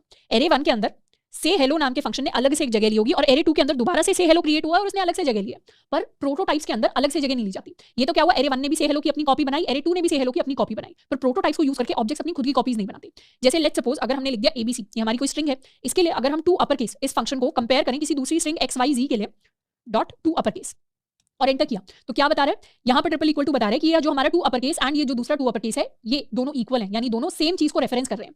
ये दोनों सेम नहीं थे, पर क्योंकि ये प्रोटोटाइप का पार्ट है तो ये दोनों सेम है, यानी XYZ वाली जो स्ट्रिंग है और ABC वाली जो स्ट्रिंग है दोनों के पास अपनी इंडिविजुअल कॉपी नहीं है, दोनों सेम ही 2 अपर केस फंक्शन को यूज करते हैं। तो इस केस में क्या हो रहा है, जैसे फर्स्ट केस में तो एरे 1 एरे 2 अलग से मेमोरी के अंदर क्रिएट होकर अलग से अपनी कॉपी बना रहे थे, पर जब भी प्रोटोटाइप यूज हो रहा है तो प्रोटोटाइप के केस में यहाँ पर हमारी ABC स्ट्रिंग है, यहाँ पर हमारी XYZ स्ट्रिंग है, तो दोनों ही प्रोटोटाइप जो मेमोरी लेता है और प्रोटोटाइप के अंदर जो हमारा 2 अपर केस वाला फंक्शन है, दोनों इसी 2 अपर केस को रेफर कर रहे हैं, यानी जो हमारा रेफरेंस पॉइंट है दोनों सेम फंक्शन को सेम जगह को यूज कर रहे हैं। तो इससे क्या हुआ, प्रोटोटाइप ने मेमोरी बचा ली एंड ऑब्जेक्ट को अपनी खुद की कॉपी नहीं बनानी पड़ी। तो ये एक बेटर और एफिशिएंट तरीका है जिससे हमारी ऑब्जेक्ट्स क्रिएट हुई हैं, जिससे हमारे एरेज या हमारे स्ट्रिंग्स के मेथड्स और डिफरेंट प्रॉपर्टीज डिफाइन हुई हैं जावास्क्रिप्ट के अंदर। तो यहाँ से हमारे ऑब्जेक्ट ओरिएंटेशन की थोड़ी हम शुरुआत कर रहे हैं। ऑब्जेक्ट प्रोटोटाइप्स के बारे में जानना जरूरी है before we start creating our own objects and our own classes. तो आई होप ये यहाँ से ऑब्जेक्ट प्रोटोटाइप का जो कॉन्सेप्ट है थोड़ा सा क्लियर हुआ होगा। बेसिकली ये हमारी एक टेम्पलेट ऑब्जेक्ट होती है जिसके अंदर हमारे मेथड्स एंड प्रॉपर्टीज स्टोर्ड होते हैं जिन्हें दूसरी ऑब्जेक्ट्स ऑफ सेम टाइप जैसे जैसे एरेज का अलग प्रोटोटाइप है, स्ट्रिंग का अलग प्रोटोटाइप है। प्रोटोटाइप के अंदर कुछ चीजें स्टोर्ड हैं जिनको सारे के सारे एरेज और स्ट्रिंग वाले प्रोटोटाइप को सारे के सारी स्ट्रिंग्स यूज कर सकती हैं और उन्हें खुद की कॉपी बनाने की जरूरत नहीं है।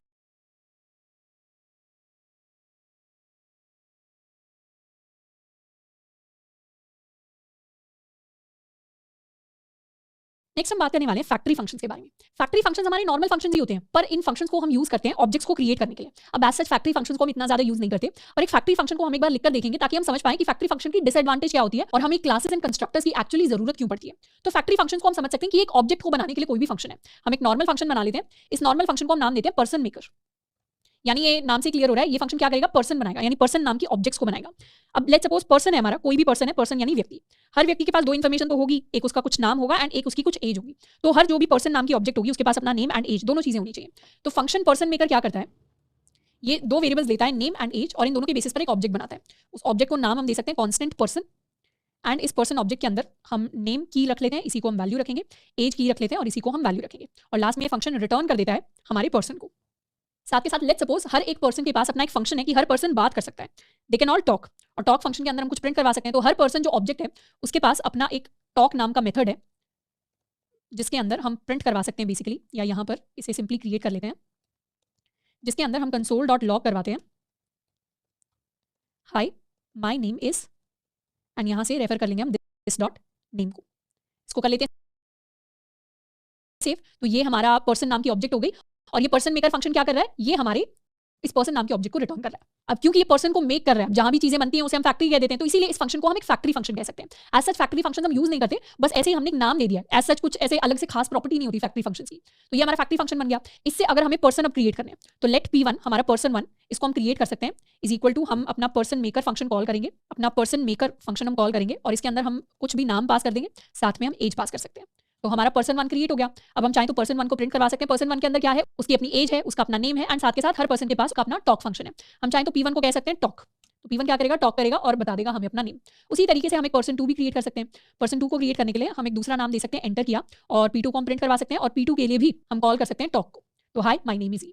तो इस तरीके से हमने एक बेटर तरीका बना लिया बहुत सारे पर्सन्स को क्रिएट करने का। जैसे पहले हमने बात की थी कि लेट्स सपोज हमारे पास 1000 स्टूडेंट्स का डेटा हमें स्टोर करवाना है, तो उसके लिए हमें 1000 स्टूडेंट नाम की ऑब्जेक्ट क्रिएट करनी पड़ेगी। अब बार बार उन स्टूडेंट नाम की ऑब्जेक्ट में हम सेम फंक्शन लिखें, हम सेम प्रॉपर्टीज लिखें, तो इनएफिशिएंट तरीका होगा। हमें तो एक सिंगल जगह चाहिए कि एक ही बार हम बता दें कि हमारी स्टूडेंट ऑब्जेक्ट ऐसी दिखती है, और जितनी मर्जी चाहे हम स्टूडेंट ऑब्जेक्ट क्रिएट कर लें। वैसा ही कुछ हमने यहाँ पे क्रिएट करने की कोशिश की है कि लेट्स सपोज हमें 1000 लोगों का डेटा स्टोर कराना है, तो हमें पता है 1000 लोगों के लिए हमें उनका नाम और एज स्टोर करवानी है, साथ के साथ उनके पास एक टॉक नाम का फंक्शन होना चाहिए। अब बार बार हम लिखें const P1 is equal to name age function, const P2 is equal to name age function, const P3 is equal to name age function, उससे बेटर तरीका है कि एक अपना हम फैक्ट्री फंक्शन बना ले और फैक्ट्री फंक्शन से हम अपनी ऑब्जेक्ट को रिटर्न कर दें। अब हमें बार बार नेम एज टॉक फंक्शन ये सब डिफाइन करने की जरूरत नहीं है, हमें सिंपली ये सिंगल लाइन लिखने की जरूरत है। इस लाइन को चाहें तो यहाँ भी कॉपी कर सकते हैं। इस तरीके की हमें एक सिंगल लाइन लिखने की जरूरत है जिससे हम जितने मर्जी चाहें उतने ऑब्जेक्ट्स क्रिएट कर सकते हैं। हम चाहें तो लूप में भी ऑब्जेक्ट्स को क्रिएट कर सकते हैं। तो ये एक थोड़ा सा एफिशिएंट तरीका हो गया बार बार सिंगल ऑब्जेक्ट्स क्रिएट करने से बेटर, पर ये तरीका भी उतना एफिशिएंट नहीं है। मतलब इस तरीके से फैक्ट्री फंक्शंस के भी डिसएडवांटेजेस हैं। क्या डिसएडवांटेज है, सबसे बड़ा डिसएडवांटेज तो यही है कि फैक्ट्री फंक्शन से जब हम ऑब्जेक्ट्स को बनाते हैं, P1 को बनाए P2 को बनाए, तो हर ऑब्जेक्ट के पास अपनी खुद की कॉपी जाती है। जैसे जो फंक्शन टॉक हर ऑब्जेक्ट के लिए कॉमन है, उसकी भी कॉपी हर ऑब्जेक्ट खुद के लिए क्रिएट करेगा। इसको वेरीफाई करने के लिए हम रिफ्रेश कर लेते हैं, और अगर हम P1 डॉट टॉक फंक्शन को कंपेयर करेंगे P2 डॉट टॉक के साथ, तो उस केस में हमारे पास फॉल्स आएगा। फॉल्स हमें ये दिखा रहा है कि ये वाला जो टॉक फंक्शन है, इवन तो फैक्ट्री फंक्शन में हमने इसे एक ही बार लिखा है, पर P1 के लिए भी अलग से इसकी खुद की एक कॉपी बनी है, और P2 के अंदर भी अलग से इसकी एक कॉपी बनी है। तो मेमोरी के अंदर अब अगर हम 1000 लोगों का डेटा स्टोर कराएंगे, 1000 पर्सन्स का डेटा स्टोर कराएंगे, तो 1000 कॉपीज बनेंगी, which is inefficient for the memory. तो ये हमारा डिसएडवांटेज होता है फैक्ट्री फंक्शन का। तो जो चीज हम अचीव करना चाह रहे थे कि हमें बहुत सारी सिमिलर तरीके की ऑब्जेक्ट्स बनानी है, पर उनका हम लेआउट, उनका डिजाइन, उनका ब्लूप्रिंट एक ही जगह बताना चाहते हैं, उस चीज को फैक्ट्री फंक्शन से अगर हम करने की कोशिश करें तो वो अच्छा तरीका नहीं है। तो फैक्ट्री फंक्शन से भी एक और बेटर तरीका आता है, हमारा एक नया कॉन्सेप्ट न्यू ऑपरेटर का। न्यू ऑपरेटर का क्या काम होता है, न्यू ऑपरेटर से हम स्पेसिफिक टाइप के, स्पेशल टाइप के फंक्शंस को यूज करते हैं। जैसे न्यू ऑपरेटर को यूज करने से पहले एक और हम फंक्शन लिखते हैं, इतने पार्ट को कमेंट आउट कर देते हैं अभी के लिए, और हम एक फंक्शन लिखते हैं इसी का कॉपी, इसको पर्सन मेकर की जगह सिंपली इस फंक्शन का हम नाम लिखेंगे पर्सन, और ऊपर वाले पार्ट को कर देते हैं कमेंट आउट। तो ये फर्स्ट तरीका था जिसको हमने ट्राई किया, फैक्ट्री फंक्शन, जो फेल हो गया। अब हम एक दूसरा तरीका ट्राई कर रहे हैं, इस तरीके को हम कहते हैं कंस्ट्रक्टर्स। कंस्ट्रक्टर्स हमारे स्पेशल फंक्शंस होते हैं जावास्क्रिप्ट के अंदर। इनफैक्ट जनरली जो हर अच्छी लैंग्वेज होती है जिसके अंदर ऑब्जेक्ट ओरिएंटेड प्रोग्रामिंग हो सकती है, उन सारी लैंग्वेजेस के अंदर कंस्ट्रक्टर्स होते हैं। आपने अगर पहले C++ या जावा पढ़ा हुआ है तो उनके अंदर भी कंस्ट्रक्टर्स होते हैं। जावास्क्रिप्ट के कंस्ट्रक्टर्स को डिफाइन करने के लिए हम लिखते हैं फंक्शन और फिर अपने फंक्शन का नाम। जनरली हमारे जो कंस्ट्रक्टर फंक्शन होते हैं उनको हम कैपिटल से डिफाइन करते हैं, और हमारा जो कंस्ट्रक्टर फंक्शन होता है वो कुछ भी रिटर्न नहीं करता। तो ये जनरल लेआउट है कि it doesn't return anything. Constructors जो होते हैं वो कुछ भी रिटर्न नहीं करते, and start with capital letter. तो ये हमारी जावास्क्रिप्ट के कंस्ट्रक्टर की कुछ प्रॉपर्टी होती है जिसको हम फॉलो करते हैं। हम चाहें तो कंस्ट्रक्टर को स्मॉल से भी स्टार्ट कर सकते हैं, रिटर्न भी कर सकते हैं, बट बाय कन्वेंशन डेवलपर्स के इंटरनल रूल्स ये कहते हैं कि हमें ऐसा नहीं करना चाहिए। अब हम एक फंक्शन बना सकते हैं पर्सन नाम से जिसके अंदर नेम एंड एज आए, और इस फंक्शन के अंदर सिंपली हम क्या करेंगे, लिख देंगे this dot name is equal to name and this dot age is equal to age. तो ये फंक्शन क्या कर रहा है, ये फंक्शन कोई ऑब्जेक्ट क्रिएट नहीं कर रहा, डायरेक्टली ऑब्जेक्ट को एक्सेस कर रहा है, directly this dot name is equal to name, this dot age is equal to age लिख रहा है। और इस कंस्ट्रक्टर से अगर हम ऑब्जेक्ट्स को क्रिएट करना चाहते हैं तो उसके लिए हमारा सिंटैक्स होता है let p1 is equal to new person. ये हम नया पर्सन क्रिएट कर रहे हैं जिसके अंदर हम अपना नेम पास कर सकते हैं और अपनी कोई एज पास कर सकते हैं, और अगर हमें कल को कोई नया पर्सन बनाना हुआ p2 नाम से तो उसके लिए भी हम नेम पास कर सकते हैं और एज पास कर सकते हैं। तो अब हमारे लिए दो नई ऑब्जेक्ट्स बन गई p1 एंड p2 नाम से, और इसने वही सेम काम किया जो क्या करता है, जो हमारे लिए हमारा फैक्ट्री फंक्शन कर रहा था, बट फैक्ट्री फंक्शन से बेटर किया। बेटर कैसे किया, बेटर ये किया कि इस बार पर्सन के अंदर अगर हम कोई फंक्शन डिफाइन करते हैं तो वो p1 एंड p2 के अंदर अलग से अलग अलग कॉपी नहीं बनेगी, वो सेम कॉपी को ही रेफर करेंगे। तो ये तो हो गया हमारा कंस्ट्रक्टर और ये हो गया हमारा न्यू कीवर्ड। अब बात करते हैं इनका एक्चुअली मतलब क्या है। न्यू ऑपरेटर या ये जो न्यू कीवर्ड है ये हमारा न्यू ऑपरेटर भी है। New operator lets developers create an instance of a user defined object type or of one of the built in object types that have a constructor function.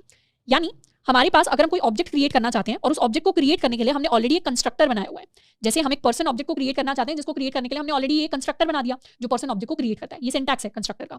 अब इससे अगर हम एक नई ऑब्जेक्ट क्रिएट करना चाहते हैं, ये तो हो गया हमारा ब्लूप्रिंट, हमारा डिजाइन। और इंस्टेंस का क्या मतलब होता है, इंस्टेंस का मतलब होता है नई ऑब्जेक्ट। जैसे p1 एक इंस्टेंस है, ये p2 एक इंस्टेंस है, पर्सन 3 एक इंस्टेंस हो जाएगा। जितनी भी अलग अलग इंडिविजुअल ऑब्जेक्ट्स हम बनाएंगे जो हमारे कंस्ट्रक्टर को ब्लूप्रिंट को यूज करके प्रोड्यूस होती है तो उन्हें हम इंस्टेंसेस कह देते हैं। तो न्यू ऑपरेटर हमें अलाउ करता है कि अगर हमने पहले से कोई कंस्ट्रक्टर फंक्शन बनाया हुआ है तो उससे हम नए इंस्टेंसेस क्रिएट कर पाएं। तो हमने कंस्ट्रक्टर बनाया हुआ है तो इससे हमने ये एक अलग से इंस्टेंस क्रिएट कर लिया, मतलब कॉपी क्रिएट कर ली एक ऑब्जेक्ट पर्सन ऑब्जेक्ट की, और ये हमने एक नया इंस्टेंस क्रिएट कर लिया। अब अगर हम चाहते हैं हर पर्सन के पास एक टॉक नाम का मेथड होना चाहिए तो उसके लिए हम सिंपली लिख सकते हैं person dot prototype dot talk is equal to, हम यहाँ पर एक फंक्शन डिफाइन कर सकते हैं जिसके अंदर हम प्रिंट करवाएंगे console dot log high my name is, और यहाँ पर हमारा दिस डॉट नेम। तो एक बार क्या करेंगे, MDN पर जाकर हम न्यू कीवर्ड का पेज खोलने वाले हैं। तो न्यू ऑपरेटर MDN के लिए सर्च करते हैं।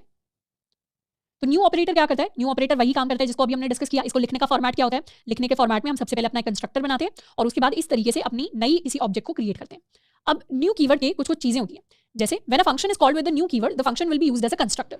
New will do the following things. New हमारा 4 स्टेप्स के अंदर काम करता है। सबसे पहले न्यू हमारे लिए एक ब्लैंक प्लेन जावास्क्रिप्ट ऑब्जेक्ट को क्रिएट करता है जिसको हम अपनी नई इंस्टेंस कह सकते हैं। तो जैसे ही हमने न्यू को लिख दिया, कहीं भी अगर हमने न्यू को लिख दिया तो सबसे पहले वो क्या करेगा, सबसे पहले वो मेमोरी के अंदर एक ब्लैंक ऑब्जेक्ट को क्रिएट करेगा। ये हमारी कोई भी ऑब्जेक्ट हो जाएगी, क्योंकि हमने पर्सन 1 बनाया था तो इसे p1 ऑब्जेक्ट कह देते हैं। तो एक ब्लैंक p1 ऑब्जेक्ट न्यू ने क्रिएट कर दी। उसके बाद क्या करेगा, new points new instances prototype to the constructor functions prototype property. तो अगर इसका जो कंस्ट्रक्टर फंक्शन है यानी ये जो हमारा पर्सन है, अगर इसके पास अपनी कोई प्रोटोटाइप प्रॉपर्टी है, जैसे यहाँ पर पर्सन डॉट प्रोटोटाइप, हमने क्या किया, इस कंस्ट्रक्टर की एक प्रोटोटाइप प्रॉपर्टी बनाई है। तो अगर इसके पास इस तरीके की कोई प्रॉपर्टी है, प्रोटोटाइप प्रॉपर्टी जिसके अंदर कुछ मेथड्स हो सकते हैं, कुछ और प्रॉपर्टीज हो सकती हैं, तो अगर हमारे कंस्ट्रक्टर के पास प्रोटोटाइप है तो हमारी जो नई ऑब्जेक्ट बनेगी p1 बनेगी, ये भी इस प्रोटोटाइप को एक्सेस कर पाएगी। यानी यहाँ पर p1 के अंदर जो प्रोटोटाइप बनेगा वो क्या होगा, वो हमारे पर्सन का ही प्रोटोटाइप होगा। यानी पर्सन के अंदर जो हमने प्रोटोटाइप बनाया है, और पर्सन के प्रोटोटाइप में क्या है, पर्सन के प्रोटोटाइप में टॉक नाम का फंक्शन है। तो ये जो पर्सन के लिए हमने प्रोटोटाइप बनाया है, इसी सेम प्रोटोटाइप को हमारा p1 भी पॉइंट करेगा। तो p1 का प्रोटोटाइप और हमारे फंक्शन का प्रोटोटाइप सेम हो जाएगा। तीसरी चीज ये करेगी, execute all constructor functions with the given arguments binding new instance as the this context. यानी इसको हम ऐसे समझ सकते हैं कि न्यू क्या करेगा, हमारे इस पर्सन कंस्ट्रक्टर को हमारी नई ऑब्जेक्ट भेज देगा। मतलब ये p1 ऑब्जेक्ट कंस्ट्रक्टर के पास चली जाएगी, पर्सन के पास चली जाएगी, और पर्सन के अंदर जो दिस होगा वो इसी ऑब्जेक्ट को रेफर करेगा। इसीलिए जब हम दिस डॉट नेम लिख रहे हैं तो दिस का मतलब है p1, और दिस डॉट एज लिख रहे हैं तो दिस का मतलब है p1, और जब सेकंड टाइम न्यू को यूज कर रहे हैं तो सेकंड टाइम में दिस का मतलब है p2, और यहाँ पर भी इस दिस के लिए भी दिस का मतलब है p2। अगर हम न्यू कीवर्ड को यूज नहीं कर रहे तब तो दिस का मतलब कुछ और है। मतलब इसे अगर कॉमेंट आउट कर दें और यहाँ पर इस फंक्शन के अंदर अगर हम सिंपली कंसोल डॉट लॉग करवाएं अपने दिस को, इसको कर लेते हैं सेव एंड ऊप्स के अंदर आकर कर लेते हैं रिफ्रेश, और यहाँ पे लेट्स सपोज हम पर्सन को कॉल करते हैं। हमने एडम को कॉल लगाई, उसके लिए एज पास की 25। तो उसके इसमें दिस में क्या प्रिंट हो रहा है, दिस में हमारे पास विंडो प्रिंट हो रही है। क्या प्रिंट हुआ, जब हमने पर्सन के अंदर दिस को प्रिंट करवाया, क्योंकि पर्सन हमारा एक नॉर्मल फंक्शन ही तो है जो हमारी विंडो के अंदर क्रिएट हुआ है, तो यहाँ पर दिस क्या है, दिस हमारी विंडो है। लेकिन जैसे ही हम न्यू कीवर्ड को यूज करते हैं, लेट्स सपोज हमने यहाँ पर न्यू कीवर्ड को यूज किया, अभी एक ही ऑब्जेक्ट बनाते हैं, ये जो पर्सन को क्रिएट करने वाली लाइन है ये यहाँ से उठा लेते हैं एंड यहाँ पे आके हम इसे पेस्ट करते हैं, या एक बार रिफ्रेश कर लेते हैं, पेस्ट किया। इस लाइन को जैसे ही हम पेस्ट करेंगे तो न्यू कीवर्ड क्या करेगा, न्यू कीवर्ड पर्सन को कॉल लगाएगा, पर्सन के अंदर अपना p1 खाली ऑब्जेक्ट पास करेगा और पर्सन उस ऑब्जेक्ट को रेफर करेगा। जैसे ही पर्सन उस ऑब्जेक्ट को रेफर करेगा यूजिंग दिस कीवर्ड, तो वो प्रिंट करवाएगा दिस को, एंड इस बार दिस की वैल्यू अलग होगी। इस बार दिस की वैल्यू विंडो नहीं होगी, इस बार दिस की वैल्यू क्या है, ये पर्सन ऑब्जेक्ट ही, यानी ये नया पर्सन जिसका नेम में हम एडम लिख रहे हैं, जिसके एज में हम 25 लिख रहे हैं, जिसका अपना एक प्रोटोटाइप प्रॉपर्टी है, जिस प्रोटोटाइप के अंदर टॉक नाम का मेथड है, तो इस बार दिस की वैल्यू ये हो जाएगी। इस बार दिस विंडो नहीं होगा, इस बार दिस हमारा नया इंस्टेंस होगा। तो न्यू कीवर्ड क्या करता है, हमारे दिस को चेंज कर देता है इनसाइड द कंस्ट्रक्टर फंक्शन। तो इसे क्रॉस कर लेते हैं। तो हमारा न्यू कीवर्ड से हम क्या करते हैं, न्यू कीवर्ड से हम एक नई ऑब्जेक्ट इंस्टेंस को इनिशियलाइज करते हैं with the help of constructor. अब क्योंकि हमने यहाँ पर प्रोटोटाइप यूज किया है, तो अगर हम 2 ऑब्जेक्ट बना लें, लेट्स सपोज हमने p1 p2 नाम की 2 ऑब्जेक्ट्स को क्रिएट किया, इनको सेव कर लेते हैं, रिफ्रेश करेंगे। तो इस बार अगर हम चेक करें p1 डॉट टॉक क्या इक्वल टू है p2 डॉट टॉक के, तो उस केस में इस बार हमारे पास आएगा ट्रू। इसलिए ट्रू आया क्योंकि दोनों इंडिविजुअल ऑब्जेक्ट्स की प्रॉपर्टीज नहीं है, दोनों प्रोटोटाइप की प्रॉपर्टीज है। जैसे P1 को प्रिंट करवाएं तो P1 के अंदर एक प्रोटोटाइप है, प्रोटोटाइप के अंदर फंक्शन टॉक है। ऐसे ही P2 को प्रिंट करवाएं तो P2 के अंदर प्रोटोटाइप है और प्रोटोटाइप प्रॉपर्टी के पास हमारा मेथड है विच इज कॉल्ड टॉक। और जो P1 का टॉक है और जो P2 का टॉक है दोनों ही सेम फंक्शंस है। ऐसा नहीं है P1 ने अलग कॉपी बनाई है, P2 ने अलग कॉपी बनाई है, दोनों ही सेम फंक्शन को यूज कर रहे हैं क्योंकि वो फंक्शन अब प्रोटोटाइप के अंदर चला जाता है। तो न्यू कीवर्ड से हमारा प्रोटोटाइप का कॉन्सेप्ट आता है, जिस कॉन्सेप्ट को हम कंस्ट्रक्टर के थ्रू इंप्लीमेंट कर रहे हैं यहाँ पर। तो ये हो गया हमारा सेकंड तरीका क्या करने का। अगर हमें बहुत सारी ऑब्जेक्ट्स बनानी है तो सारी ऑब्जेक्ट्स के लिए बार बार उनकी प्रॉपर्टीज, बार बार उनके फंक्शंस डिफाइन करने की बजाय हम क्या करें, सिंपली एक ऐसी जगह डिजाइन कर दें, लेआउट दे दें, ब्लूप्रिंट दे दें कि वो ऑब्जेक्ट कैसी दिखनी चाहिए। तो वो ब्लूप्रिंट हमने कहां पर दिया, वो ब्लूप्रिंट हमने कंस्ट्रक्टर्स के अंदर दिया और ऑब्जेक्ट को बनाने के लिए हमने न्यू कीवर्ड को यूज कर लिया। तो ये फैक्ट्री फंक्शन से एक और लेवल अप होकर बेटर तरीका है उस काम को करने का, पर इससे भी एक और बेटर तरीका एग्जिस्ट करता है। ये जो सिंटैक्स है थोड़ा सा ट्रिकी होता है हमारे डे टू डे यूज के लिए, तो हमारे पास एक और बेटर सिंटैक्स आता है सेम चीज को करने का। काम सेम ही हो रहा होगा, बस उसको लिखने का तरीका चेंज हो जाएगा। तो वो सिंटैक्स होता है हमारा क्लासेस का सिंटैक्स। तो हम अपनी क्लासेस को यूज करते हैं। जब हम क्लासेस को इमेजिन कर रहे हैं तो क्लासेस को हम ऐसे ही इमेजिन कर सकते हैं जैसे हमारी स्कूल के अंदर क्लास होती है और क्लास के अंदर बहुत सारे स्टूडेंट्स होते हैं। तो ऐसे ही हमारी क्लास क्या है, हमारे क्लास को हम एक ग्रुप की तरह समझ सकते हैं जो बेसिक हमें ब्लूप्रिंट देता है कि हमारी अंदर की सारी ऑब्जेक्ट्स कैसी होनी चाहिए। Class is basically a template for creating objects, यानी टेम्पलेट हम डिफाइन कर देते हैं कि ऑब्जेक्ट्स कैसी दिखनी चाहिए। और क्लासेस के अंदर हम एक स्पेशल मेथड यूज करते हैं कंस्ट्रक्टर नाम से। अब क्लासेस को डिफाइन करने के लिए हम अपना क्लास कीवर्ड यूज करते हैं और फिर अपनी क्लास का नाम लिखते हैं। जैसे हमारे कंस्ट्रक्टर को हम हमेशा कैपिटल से स्टार्ट करते हैं, वैसे ही बाय कन्वेंशन हम अपनी क्लासेस को भी कैपिटल लेटर से स्टार्ट करते हैं। और हर क्लास के अंदर हम एक कंस्ट्रक्टर डिफाइन कर सकते हैं। अब यहाँ पर अपने कंस्ट्रक्टर को डिफाइन करने के लिए हम अपने कंस्ट्रक्टर कीवर्ड को यूज करेंगे, लेकिन हमारी जो इंटरनल इंप्लीमेंटेशन है, इंटरनली जावास्क्रिप्ट के अंदर कंस्ट्रक्टर जो इंप्लीमेंट हुआ है वो ऐसे इंप्लीमेंट हुआ है जैसे हमने इस कंस्ट्रक्टर को लिखा है। बट क्लासेस के अंदर एक और बेटर तरीका होता है कंस्ट्रक्टर को लिखने का, कंस्ट्रक्टर कीवर्ड, जिससे हमें क्लियर पता चल जाता है कि ये नॉर्मल फंक्शन नहीं है, ये हमारा कंस्ट्रक्टर है। कंस्ट्रक्टर के अंदर हम कुछ वैल्यूज पास करते हैं और फिर वो वैल्यूज हमारी ऑब्जेक्ट इंस्टेंस को असाइन कर देता है। साथ के साथ क्लासेस के अंदर ही हम अपने फंक्शन को डिफाइन कर पाते हैं, यानी हमें अलग से constructor dot prototype dot function हमें अलग से बाहर लिखना पड़ रहा था। जैसे कंस्ट्रक्टर के अंदर सिर्फ प्रॉपर्टीज थी और बाहर फंक्शन थे, पर इस बार क्लासेस के अंदर ही प्रॉपर्टीज आ जाती है इस तरीके से, एंड क्लासेस के अंदर ही हमारे सारे के सारे फंक्शंस आ जाते हैं। और क्लासेस की ऑब्जेक्ट्स को क्रिएट करने का तरीका हमारे पास सेम होता है। तो constructor method is a special method of a class for creating and initialising an object instance of that same class. यानी सेम क्लास के लिए अगर हम किसी नई ऑब्जेक्ट को क्रिएट करना चाहते हैं और इनिशियलाइज करना चाहते हैं, मतलब उसे कुछ स्टार्टिंग वैल्यूज देना चाहते हैं, तो उसके लिए हम स्पेशल मेथड कंस्ट्रक्टर मेथड को यूज करते हैं। तो एक बार अपनी क्लास को क्रिएट करते हैं to achieve the same thing. Class को क्रिएट करने के लिए हमें लिखना पड़ेगा class person, and class person के अंदर हम सबसे पहले तो अपना कंस्ट्रक्टर बना सकते हैं। कंस्ट्रक्टर के अंदर नेम लेंगे, एज लेंगे, एंड इसके अंदर लिख सकते हैं this dot name is equal to name and this dot age is equal to age. साथ के साथ हम अपना कोई टॉक नाम का मेथड बना सकते हैं जिसे डायरेक्टली इंप्लीमेंट कर सकते हैं। टॉक के अंदर हम कंसोल डॉट लॉग करवा देंगे हमारी सेम लाइन को, कॉपी पेस्ट सेव। तो ये हमारी एक क्लास बन गई एंड इस क्लास की हम सारी की सारी ऑब्जेक्ट्स को क्रिएट कर रहे हैं। कैसे करते हैं क्लास के ऑब्जेक्ट्स को create? Using the new operator. New operator से पर्सन क्लास की एक ऑब्जेक्ट क्रिएट हो जाएगी जिसमें इनिशियलाइज क्या कर रहे हैं वैल्यूज को, एडम नाम एंड इसकी एज पास कर रहे हैं, ईव नाम एंड इसकी एज पास कर रहे हैं। ये दोनों वैल्यूज कंस्ट्रक्टर के पास जाती है। कंस्ट्रक्टर क्या करता है, खाली ऑब्जेक्ट बनाता है, उसके अंदर वैल्यूज को इनिशियलाइज करता है। तो कंस्ट्रक्टर का काम इंटरनली क्लास की हर एक ऑब्जेक्ट इंस्टेंस को क्रिएट करने का होता है। अब इसे करेंगे रिफ्रेश, अपने P1 को प्रिंट करवाएंगे तो ये हमारा P1 हो गया। P1 के अंदर एज हो गया, नेम हो गया, और ऑटोमेटिकली, यानी अब हमें अलग से प्रोटोटाइप लिखने की जरूरत नहीं है, ऑटोमेटिकली क्लास के अंदर हमारा प्रोटोटाइप क्रिएट होगा और प्रोटोटाइप के अंदर ही हमारे सारे फंक्शंस जारी होंगे, जैसे हमारा टॉक फंक्शन। ऐसे ही अगर हम P2 की बात करें तो P2 के अंदर हमारी अलग से प्रॉपर्टीज होंगी और प्रोटोटाइप के अंदर हमारे फंक्शन जारी होंगे, मेथड जारी होंगे। हम चाहें तो कंपेयर भी कर सकते हैं, P1.talk triple equal to P2.talk। इसके लिए हमारे पास ट्रू प्रिंट होगा क्योंकि टॉक की P1 एंड P2 अलग कॉपीज नहीं बना रहे, वो सेम इंस्टेंस को रेफर कर रहे हैं, यानी सेम कॉपी को यूज कर रहे हैं दोनों के दोनों। एंड इनफैक्ट अगर हम 1000% भी बना लेते हैं तो वो सारी के सारी भी सेम कॉपी को, यानी सेम हमारे टॉक मेथड को यूज कर रहे होंगे, अलग से अपनी अपनी कॉपीज नहीं क्रिएट कर रहे होंगे। अब अभी तक हमने क्लासेस एंड ऑब्जेक्ट्स के कॉन्सेप्ट को पढ़ा है, पर जब भी हम ऊप्स की बात करते हैं, ऊप्स के अंदर कई और सारे कॉन्सेप्ट्स होते हैं, जिसमें से एक काफी इंपॉर्टेंट चीज है इनहेरिटेंस नाम से। इनहेरिटेंस का क्या मतलब होता है उसको समझने के लिए दो एग्जांपल्स लेते हैं। लेट्स सपोज हमारे पास एक हमारी क्लास है जिसका नाम है स्टूडेंट और एक दूसरी क्लास है जिसका नाम है टीचर। अब स्टूडेंट क्लास के बहुत सारी ऑब्जेक्ट्स बन सकती हैं, टीचर क्लास की भी बहुत सारी ऑब्जेक्ट्स बन सकती है, क्योंकि बहुत सारे स्टूडेंट्स हो सकते हैं, बहुत सारी टीचर्स हो सकती हैं। अब दोनों क्लासेस को एक बार हम क्रिएट करते हैं। लेट्स सपोज हमारी पूरी फाइल अभी खाली है और हम एक क्लास क्रिएट करते हैं स्टूडेंट नाम से। अब स्टूडेंट क्लास के अंदर हमारे कंस्ट्रक्टर बनेगा। कंस्ट्रक्टर के अंदर कुछ कुछ चीजें आएंगी, स्टूडेंट के लिए उसका नाम आ सकता है, उसकी एज आ सकती है, उसके मार्क्स आ सकते हैं। इन सारी चीजों को हम इनिशियलाइज करेंगे।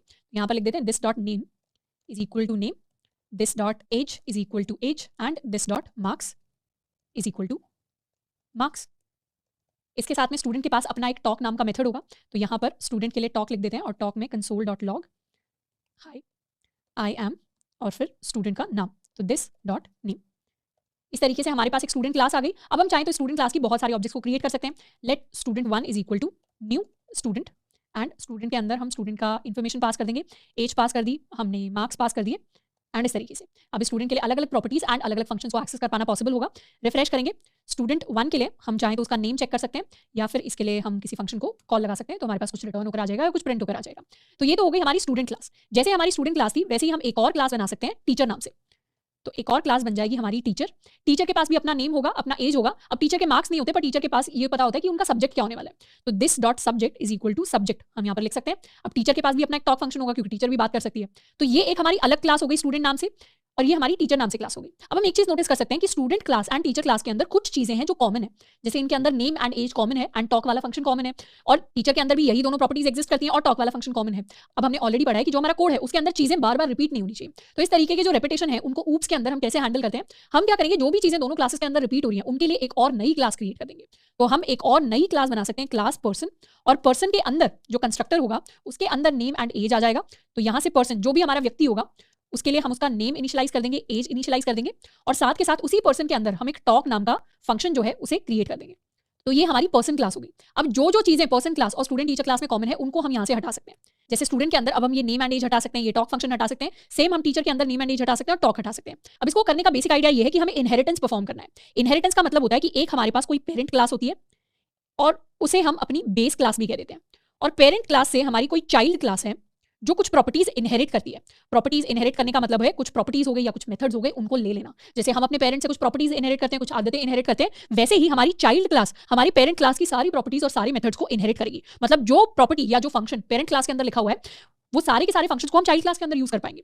अगर हमारी पेरेंट क्लास पर्सन बन जाती है और उसकी चाइल्ड क्लास स्टूडेंट बन जाती है, तो स्टूडेंट के अंदर हम अपना टॉक नाम का या नेम नाम का या एज नाम की प्रॉपर्टी एंड मेथड को यूज कर पाएंगे। और ये अचीव करने के लिए, इस तरीके की चीज अचीव करने के लिए हम दो कीवर्ड्स को यूज करते हैं। एक होता है हमारा एक्सटेंड्स कीवर्ड और एक होता है हमारा सुपर कीवर्ड। सबसे पहले बात करते हैं एक्सटेंड्स कीवर्ड की। एक्सटेंड कीवर्ड्स को हम प्रॉपर्टीज इनहेरिट करने के लिए यूज करते हैं। जैसे अगर स्टूडेंट क्लास के अंदर हम हटा दें कि नेम एंड एज है या टॉक है, तो अब स्टूडेंट क्लास को कैसे पता चलेगा कि उसे पर्सन क्लास से प्रॉपर्टीज इनहेरिट करनी है? उसे पता लगाने के लिए हम अपना एक्सटेंड्स कीवर्ड यूज करेंगे और फिर लिखेंगे अपनी बेस क्लास का नाम। यानी हम अपनी चाइल्ड क्लास का नाम लिखते हैं, फिर लिखते हैं एक्सटेंड्स कीवर्ड एंड फिर अपनी बेस क्लास का नाम लिखते हैं या पेरेंट क्लास का नाम लिखते हैं। इस लाइन को लिखने का मतलब है कि स्टूडेंट क्लास हमारी पर्सन क्लास की कुछ प्रॉपर्टीज और मेथड्स को एक्सटेंड कर रहा है या इनहेरिट कर रहा है। तो ऐसे ही टीचर के अंदर भी हम this dot name and age को हटा सकते हैं, टॉक को हटा सकते हैं, और टीचर भी क्या करेगा, एक्सटेंड करेगा हमारी पर्सन क्लास की प्रॉपर्टीज को। तो ये तो हो गया एक्सटेंड्स कीवर्ड। इसके अलावा हमारे पास एक सुपर कीवर्ड होता है जिसको हम कंस्ट्रक्टर के अंदर यूज करते हैं। सुपर कीवर्ड का मतलब होता है हमारी पेरेंट क्लास का कंस्ट्रक्टर। तो जब हम सुपर कीवर्ड को लिखकर उसके अंदर नेम एंड एज पास करते हैं तो इसका मतलब है हम पेरेंट क्लास के कंस्ट्रक्टर को कॉल लगा रहे हैं। तो यहाँ क्या हो रहा है, parent class constructor is being called. Same चीज हम अपनी टीचर क्लास के अंदर कर सकते हैं। तो टीचर क्लास का जैसे कंस्ट्रक्टर कॉल होगा वैसे ही सबसे पहले हमारी पेरेंट क्लास का यानी पर्सन क्लास का कंस्ट्रक्टर कॉल होगा, उसके बाद टीचर के अंदर कुछ चेंजेस आएंगे। इसको एक बार देखते हैं। यहाँ पर हम कंसोल डॉट लॉग करवा सकते हैं स्टूडेंट क्लास कंस्ट्रक्टर, और यही सेम चीज हम यहां पर पेस्ट कर सकते हैं। इसमें लिख सकते हैं हम पर्सन क्लास कंस्ट्रक्टर। इसको कर लेते हैं सेव, रिफ्रेश। अब जैसे ही हम कोई वेरिएबल बनाएंगे, let student 1 is equal to new student, और स्टूडेंट के लिए उसका नेम पास कर देंगे, उसकी हम एज पास कर सकते हैं, उसके मार्क्स पास कर सकते हैं। अब एक चीज यहाँ पर नोटिस करनी है, स्टूडेंट के अंदर इवन दो कंस्ट्रक्टर में नेम एज मार्क्स आ रहे हैं, पर यहाँ पर this dot name this dot age ऐसा तो कुछ नहीं हो रहा, सिंपली क्या हो रही है, सुपर को कॉल जा रही है। तो जैसे ही हम इसे एंटर करेंगे सबसे पहले प्रिंट हुआ स्टूडेंट क्लास कंस्ट्रक्टर। इसका मतलब है कि जैसे ही न्यू कीवर्ड यूज हुआ, न्यू कीवर्ड ने क्या किया, स्टूडेंट क्लास के कंस्ट्रक्टर में गया, स्टूडेंट क्लास के कंस्ट्रक्टर ने ये प्रिंट करवाया, फिर पेरेंट क्लास के कंस्ट्रक्टर को कॉल लगाई, फिर पेरेंट क्लास के कंस्ट्रक्टर यानी पर्सन क्लास कंस्ट्रक्टर कॉल हुआ और हम यहाँ पर आ गए। यहाँ पर आए तो नेम और एज इनिशियलाइज हो गए, फिर वापस आ गए, यहाँ पर वापस आए तो फिर मार्क्स इनिशियलाइज हो गए। अब अगर हम चाहें कि हम स्टूडेंट के मार्क्स प्रिंट करवाना चाहते हैं तो वो हमारे पास आ जाएंगे। हम चाहते हैं कि हम स्टूडेंट के लिए उसका नेम प्रिंट करवाना चाहते हैं तो वो हमारे पास आ गया, और एज प्रिंट करवाना चाहते हैं वो भी आ गई। एंड अब अगर हम चाहते हैं स्टूडेंट के लिए हम टॉक करवाना चाहते हैं तो डायरेक्टली हम लिख सकते हैं student 1 dot talk. Even though student class के अंदर कोई टॉक नाम का मेथड नहीं है, टॉक नाम का मेथड हमारी पर्सन क्लास के अंदर है, पर क्योंकि पर्सन की सारी चीजें स्टूडेंट क्लास इनहेरिट करता है, अपने अंदर लेता है, तो स्टूडेंट क्लास के अंदर टॉक मेथड को यूज कर पाना पॉसिबल है। सेम चीज टीचर क्लास के लिए भी अप्लाई करती है। यानी इसे क्लियर कर लेते हैं। अगर हम कोई टीचर 1 बनाते हैं, T1 is equal to new teacher, let's suppose हमारी टीचर है ईव जिसकी एज है 32 एंड जो सब्जेक्ट पढ़ाती है इंग्लिश। तो इस तरीके से, तो जैसे हमने टीचर क्लास को कॉल लगाई, हम उसके कंस्ट्रक्टर के अंदर आ गए, कंस्ट्रक्टर ने सुपर को कॉल लगाई, सुपर यानी पर्सन क्लास के कंस्ट्रक्टर में आ गए, उसने प्रिंट करवा दिया पर्सन क्लास कंस्ट्रक्टर, वो प्रिंट होकर आ गया। एंड T1 को अगर हम प्रिंट करवाएं तो T1 के अंदर टीचर के अंदर उसकी एज है, उसका नेम है, उसका सब्जेक्ट है, यानी वो प्रॉपर्टीज जो सिर्फ पेरेंट क्लास के अंदर थी नेम एंड एज, वो टीचर क्लास के अंदर भी आ गई क्योंकि सुपर को कॉल गई, और सब्जेक्ट तो था ही। साथ के साथ प्रोटोटाइप क्रिएट हुआ, प्रोटोटाइप के अंदर हमारा एक और प्रोटोटाइप ऑब्जेक्ट है जिसके अंदर हमारा टॉक नाम का फंक्शन है। तो हम चाहें तो डायरेक्टली T1 डॉट टॉक को कॉल लगा सकते हैं, और अब क्या हुआ, टॉक से यहाँ पर ईव होना चाहिए था पर कोई नहीं, इवन जो भी नेम के अंदर वैल्यू स्टोर थी वो यहाँ पर हमारे पास प्रिंट होकर आ गई। तो ये कॉन्सेप्ट होता है हमारे पास इनहेरिटेंस का। Inheritance is a mechanism that allows us to create new classes on the basis of already existing classes. यानी अगर हमारे पास ऑलरेडी एग्जिस्टिंग क्लासेस है, जैसे हमारे पास ये पर्सन क्लास है, तो इसके बेसिस पर हमने दो और क्लासेस क्रिएट कर ली, जैसे हमारी स्टूडेंट क्लास और जैसे हमारी टीचर क्लास। अब इनहेरिटेंस का हम एक और एग्जांपल ले सकते हैं। लेट्स सपोज हमारे पास एक क्लास है मैमल नाम से। अब हमें पता है मैमल्स हमारे वार्म ब्लडेड एनिमल्स होते हैं, तो लेट्स सपोज मैमल क्लास का जो कंस्ट्रक्टर है उसके अंदर हम बिना कोई वैल्यू लिए ऐसे ही इनिशियलाइज करा देते हैं this dot type is equal to warm blooded, क्योंकि सारे के सारे mammals by default warm blooded होंगे, तो इसके लिए हमें कोई आर्गुमेंट लेने की जरूरत नहीं है। साथ के साथ हम एक फंक्शन क्रिएट करते हैं क्योंकि मैमल, लेट्स सपोज सारे के सारे mammal they can all eat. तो ईट फंक्शन को जैसे कॉल लगाएंगे हमारे पास प्रिंट हो जाएगा आई एम ईटिंग।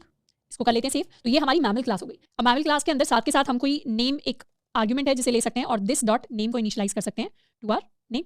अब इसके साथ में हम दो क्लासेस बनाएंगे डॉग एंड कैट्स नाम से। अब दोनों ही मैमल्स होते हैं, तो जो हमारी क्लास डॉग होगी वो एक्सटेंड करेगी हमारी मैमल क्लास को, और इसके अंदर का जो कंस्ट्रक्टर होगा उस कंस्ट्रक्टर के अंदर हम चाहें तो कोई भी वैल्यू अभी हमें इनिशियलाइज करने के लिए लेने की जरूरत नहीं है, तो हम सिंपली कंस्ट्रक्टर के अंदर क्या कर सकते हैं, सुपर कंस्ट्रक्टर को कॉल कर सकते हैं और जैसे ही डॉग के लिए कोई नेम आएगा तो उस नेम को हम सिंपली अपने सुपर कंस्ट्रक्टर को पास कर देंगे। और साथ के साथ हम एक फंक्शन बना सकते हैं बार्क, तो जो कंसोल डॉट लॉग करके प्रिंट करा देगा वुफ, समथिंग लाइक दिस। तो ये हमारी डॉग क्लास हो गई। एंड इसी सिमिलर फॉर्मेट में हम अपनी कैट क्लास बना सकते हैं। तो कैट भी एक्सटेंड करेगी मैमल को, कैट का भी नेम आएगा तो सुपर कंस्ट्रक्टर को पास हो जाएगा, और इसके लिए हम एक फंक्शन बनाएंगे म्याऊ, तो ये हमारे लिए प्रिंट करवाएगी इस तरीके से। तो दो क्लासेस हमने बना दी।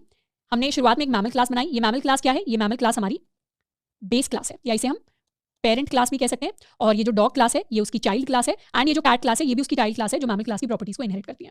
अब जब हम यहाँ पे रिफ्रेश कर लेते हैं, let's make our dog one. Dog one के लिए हम एक न्यू डॉग क्रिएट करेंगे जिसमें हम डॉग का नाम let's suppose we write Tuffy, enter किया तो डॉग वन की वैल्यूज को प्रिंट करवाएंगे। तो इसके अंदर नेम भी है, टाइप भी है, एंड हमारे पास बार्क नाम का ये फंक्शन भी है जो सिर्फ डॉग के लिए, ये कैट के लिए नहीं, सिर्फ डॉग के लिए है। और हमारे पास ईट नाम का फंक्शन भी है। तो डॉग वन के लिए हम चाहें तो उसका नेम प्रिंट करवा सकते हैं, हम चाहें तो उसका टाइप प्रिंट करवा सकते हैं, हम चाहें तो उसके लिए ईट फंक्शन को कॉल कर सकते हैं, और हम चाहें तो इसके लिए उसके बार्क फंक्शन को कॉल कर सकते हैं। अब इसमें अलग अलग टाइप की प्रॉपर्टीज हैं। ये प्रॉपर्टीज और ये मेथड ऐसे हैं जो पेरेंट क्लास से आए हैं, और ये बार्क वाला मेथड ऐसा है जो डॉग के अंदर अपना इंटरनल है। बार्क वाला मेथड कैट के पास नहीं होगा, पर हाँ कैट के पास ईट वाला मेथड होगा क्योंकि कैट ने वो एक्सटेंड किया है अपनी मैमल क्लास से। तो इस तरीके से इनहेरिटेंस काम करता है। एंड हम चाहे तो फंक्शंस को ओवरराइड भी कर सकते हैं। जैसे ईट फंक्शन है, अगर सेम नाम का ईट फंक्शन मैं अपनी डॉग क्लास के अंदर बना दूं और उसके अंदर हम लिख दें console dot log dog is eating, save कर देंगे, रिफ्रेश करेंगे, और इस बार जब हम अपनी डॉग क्लास को बनाएंगे तो इस बार डॉग के लिए जब हम ईट को कॉल लगाएंगे तो हमारे पास प्रिंट होकर आएगा डॉग इज ईटिंग। यानी डॉग क्लास के अंदर जो ये ईट मेथड बना है इसने ओवरराइड कर दिया मतलब ओवर रूल कर दिया पुराने वाले ईट को। तो चाइल्ड क्लास के अंदर अगर सेम नाम का मेथड बनता है तो चाइल्ड क्लास की इंप्लीमेंटेशन यूज होती है as compare to the parent class. इस तरीके से इनहेरिटेंस काम करता है। इस तरीके से हमारे classes and objects, constructors and new keyword, super keyword, हमारा एक्सटेंड्स कीवर्ड, ये सारे के सारे कीवर्ड्स काम करते हैं इन ऑब्जेक्ट ओरिएंटेड प्रोग्रामिंग। तो अभी तो ऑब्जेक्ट ओरिएंटेड प्रोग्रामिंग के हिसाब से इतने ही इंपॉर्टेंट कॉन्सेप्ट्स हैं हमारे पास। आगे अगर हम किसी और एडिशनल कॉन्सेप्ट को यूज करेंगे तो उसको हम साथ के साथ ही पढ़ रहे होंगे।